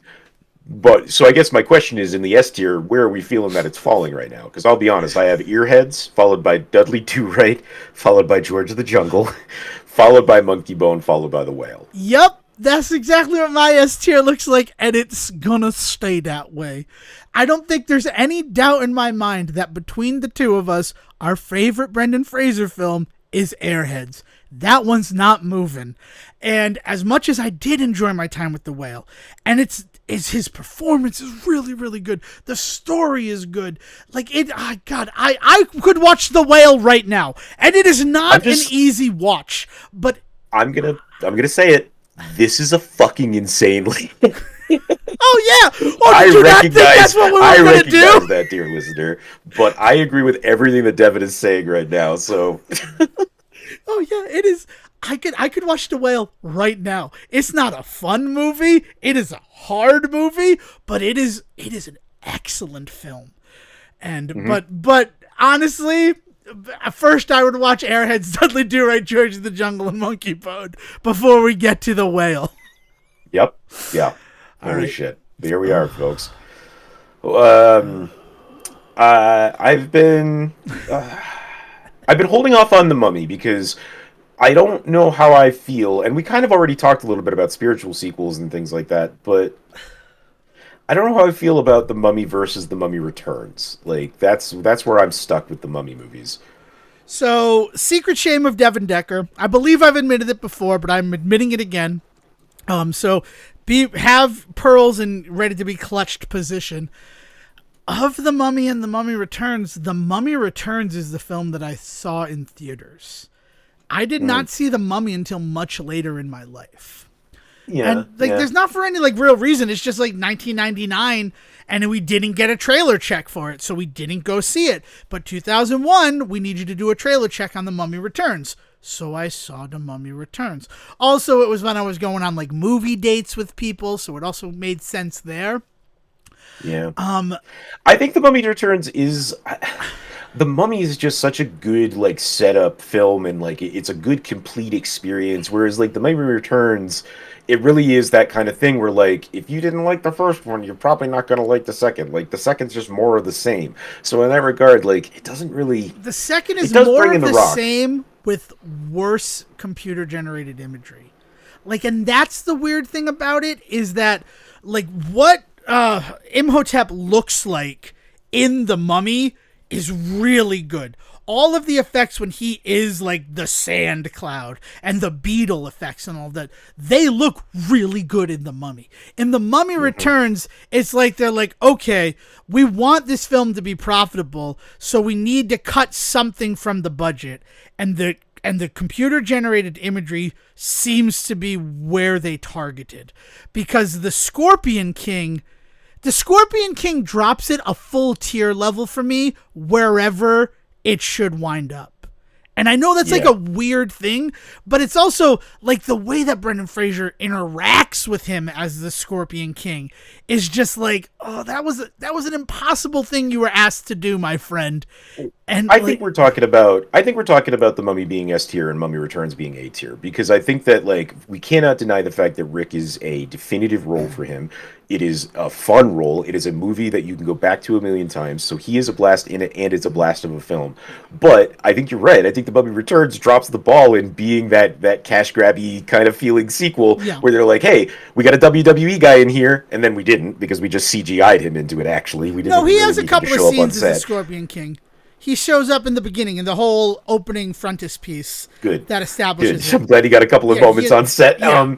But then, like, it's like things. Also, Imhotep being back feels kind of weird. It's part of the reason why I actually kind of like Tomb of the Dragon Warrior a little bit more than Mummy Returns in some aspects, because it doesn't tread on the same ground all again. Yeah, it's so fast to undo the beautiful resolution of the first film. Yes. It's just, I don't know. I was gonna argue Mummy Returns is almost a B tier film. Like, it's because the Mummy is so good.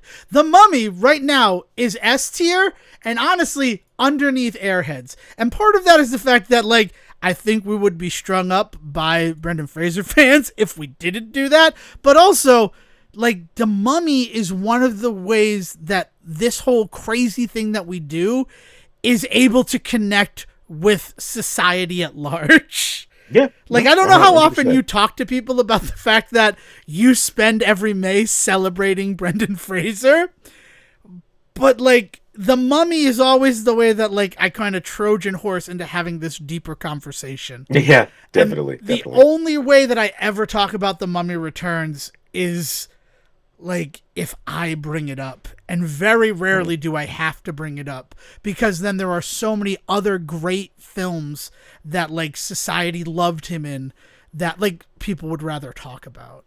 So it's either either B tier then? I think it's B tier. I mean, the nature of it being like a cash grabby sequel right there. And yeah, I don't feel like everybody showed up for The Mummy. Everybody is giving their all in The Mummy. I don't think that's what's happening in The Mummy Returns. And this, yeah. So top of B? Top B, yeah. I think top of the list B. Yeah. All right. We only got a few left here, Deb. We only have a few left here, Sejohn. All right, you know what I want to do? Let's get Gods and Monsters out of the way. Because right now, looking at the films that we have here, one of these films is not like the other. And that film is Gods and Monsters. Yeah.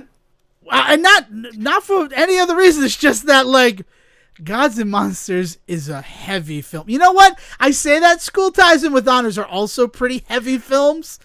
Yeah. I was going to say, we've got some other heavy ones. Yeah, we got some other heavy ones there. I think Gods and Monsters, though, is still the heaviest of the six that we have left. Sure. I think it's a phenomenal movie and a fantastic, like, I mean, a movie. It's a lot like The Scout in that he's not the main draw of that movie, but this movie is not the same without him. Right. So I think on that, just by that thing, if he had a little bit more to do in this film, and he has a lot to do in this movie, he is acting his ass off in Gods and Monsters.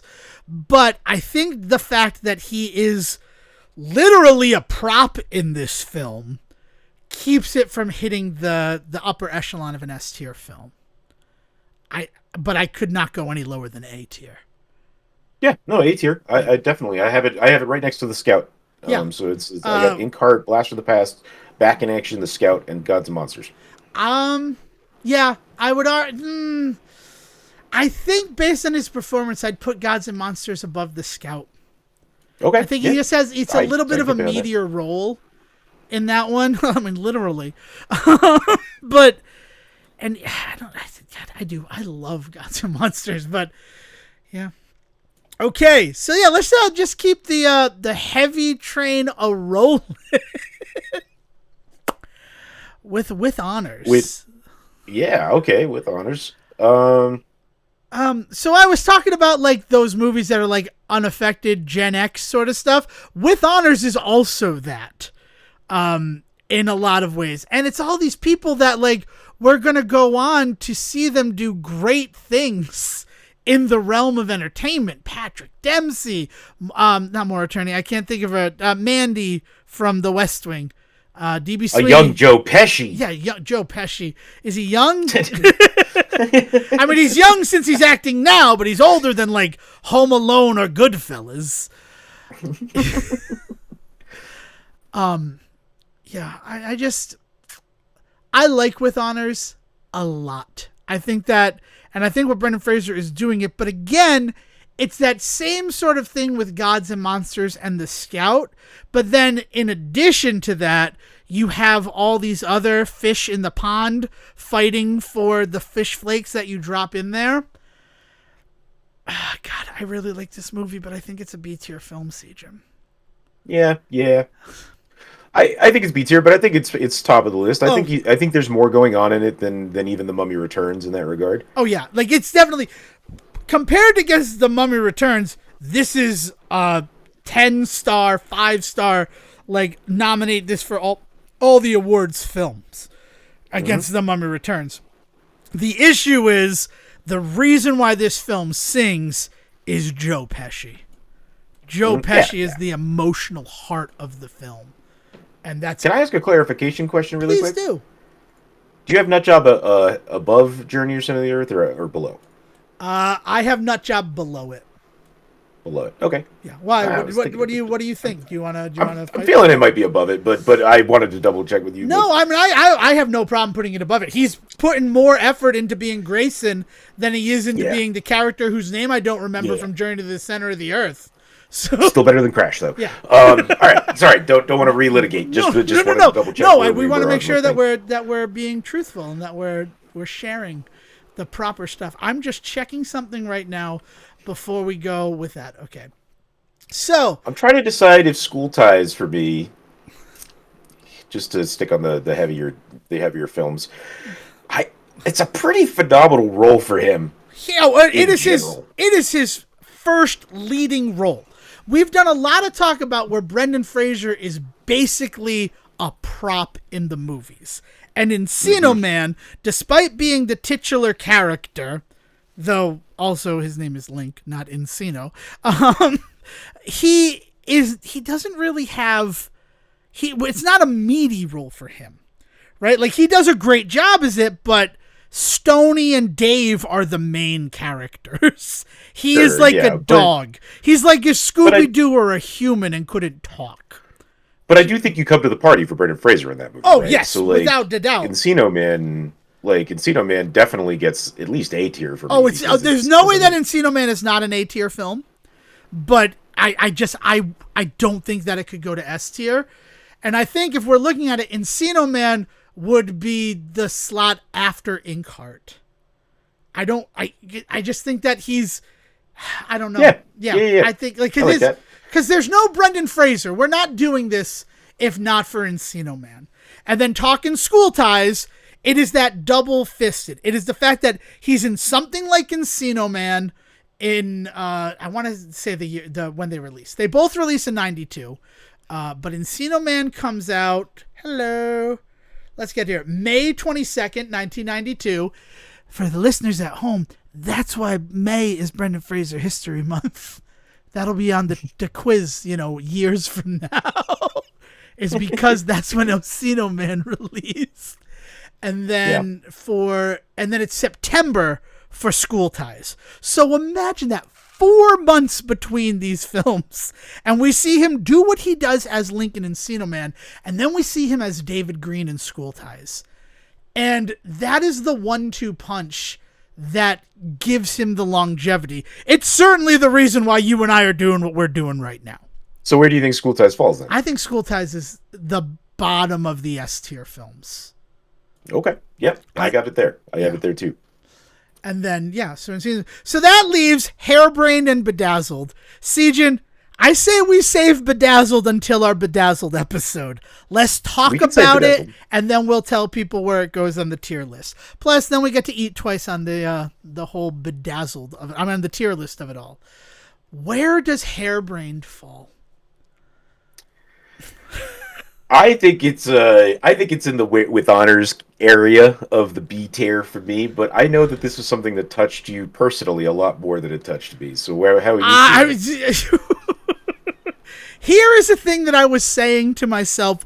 First of all, I'm going to be honest with the people assembled at home. I feel like we didn't give as much air to Brendan Fraser History Month this year as we have in the past, and part of that is the fact that May is usually my busy month. I always joke about that. And somehow it has been even busier in 2025. That said, having someone say to me, you guys talking about that King of the Hill, like that really filled my heart. But as I was thinking about what we were going to watch for last week, and we did Brothers, and I really enjoyed Brothers. I think that we had a good discussion about it. I love his performance in it. But I was like, I really would just love another Hairbrained, another film that does that for me. This film is special to me. You're not wrong about it. But the character he's playing is a little despicable. He is not the main draw, right? The main draw is it Finn Wolfhard who plays the kid in that one? Who plays the kid in Hairbrained? It is Alex Wolff. Okay, I knew it was a wolf. I don't feel bad about that. Like, Alex Wolff and what he's doing in it is just so what you're actually there for. Brendan Fraser definitely in it and definitely doing a big thing. But then, like, by the end of it, he kind of disappears. Yeah. So I am comfortable putting it... I don't think it's A-tier Fraser. This is not a film that people know. Very rarely am I able to bring up Hairbrained and people know what the fuck I'm talking about. And I think that the film, by like its title and its marketing, really does itself a disservice. So I am comfortable putting it in B tier, but I would advocate for it being above with honors. Oh, okay. Top of the list. All right. Yeah. I think I really like the character of Leo, and he plays it so well, and he's clearly putting a lot into it. Not that he's not putting as much into With Honors, but so much of his character in With Honors is just like, I want to be the best student. It's like... Sorry, I'm just laughing because I'm looking at a Martin Scorsese film being in our C tier, but under Looney Tunes Back in Action and Dudley Do. In our C tier, being below Furry Vengeance and Escape from Planet Earth. And then, like, sandwich straight between Escape from Planet Earth and Sinbad. Through the Veil of the Mist. Like, Killers of the Flower Moon and Sinbad Veil of the Mist, they're roommates. If we're just deciding the people who are next to each other are staying in the same room. Jesus. We're going to definitely post a picture of this list, but maybe we'll wait it's going up there. Don't worry about it. But... So that's it. We're going to hold Bedazzled until we talk about Bedazzled, because I found some old conversations that Sejohn and I had about this movie. I cannot stress to you how excited I am for our Memorial Day deep dive. I'm trying to decide if I'm in that mood where I like Bedazzled right now or don't, because I go back and forth. Yeah, we'll talk about it next week. We're going to talk about it next episode. So that's it. So that's our Brendan Fraser tier list. We will share it as it currently stands in the supplemental material channel, so you can take a look at it. We will also share a link so that you can populate it on your own. And if you want to make your own tier list, maybe put Killers of the Flower Moon, the Martin Scorsese film starring Leonardo DiCaprio and Robert De Niro, higher than C tier. Lily Gladstone's the real draw, though. But yeah, anything else, Sejohn, you want to make sure we mention before we send this one off to the people? No, thanks for sticking around for this one. We will see you next week. Yeah, looking forward to it. If you do want to keep the conversation going in the interim, we do have the Discord. Again, that's where the tier list is going to be located. Invitations to join our Discord are available wherever we are on social media, which as of this recording is Facebook and X, formerly Twitter. Or you can always contact us directly, thesayreport@gmail.com. We can facilitate you with an invitation, or we can just correspond like it's 1998 and you just got your first Yahoo email address. And as always with that, if you're sending something for me, Devon Decker, or for him, Sejohn Sarwick, just put our name in the subject line, and we'll make sure that the other person doesn't get to read your special thoughts for the other Say Reporter. All of that said, thank you so much for joining us. We hope you're having a very happy Brendan Fraser History Month. And William, please bring us home. Thank you for listening to the Say Report with your host Devon Decker and Sejohn Sarwick. Please follow the guys on Twitter and Facebook by searching for The Say Report, and you can always subscribe on your podcast channel so this is delivered straight to you and you can enjoy it every week. With apologies to your mother, we'll see you next time.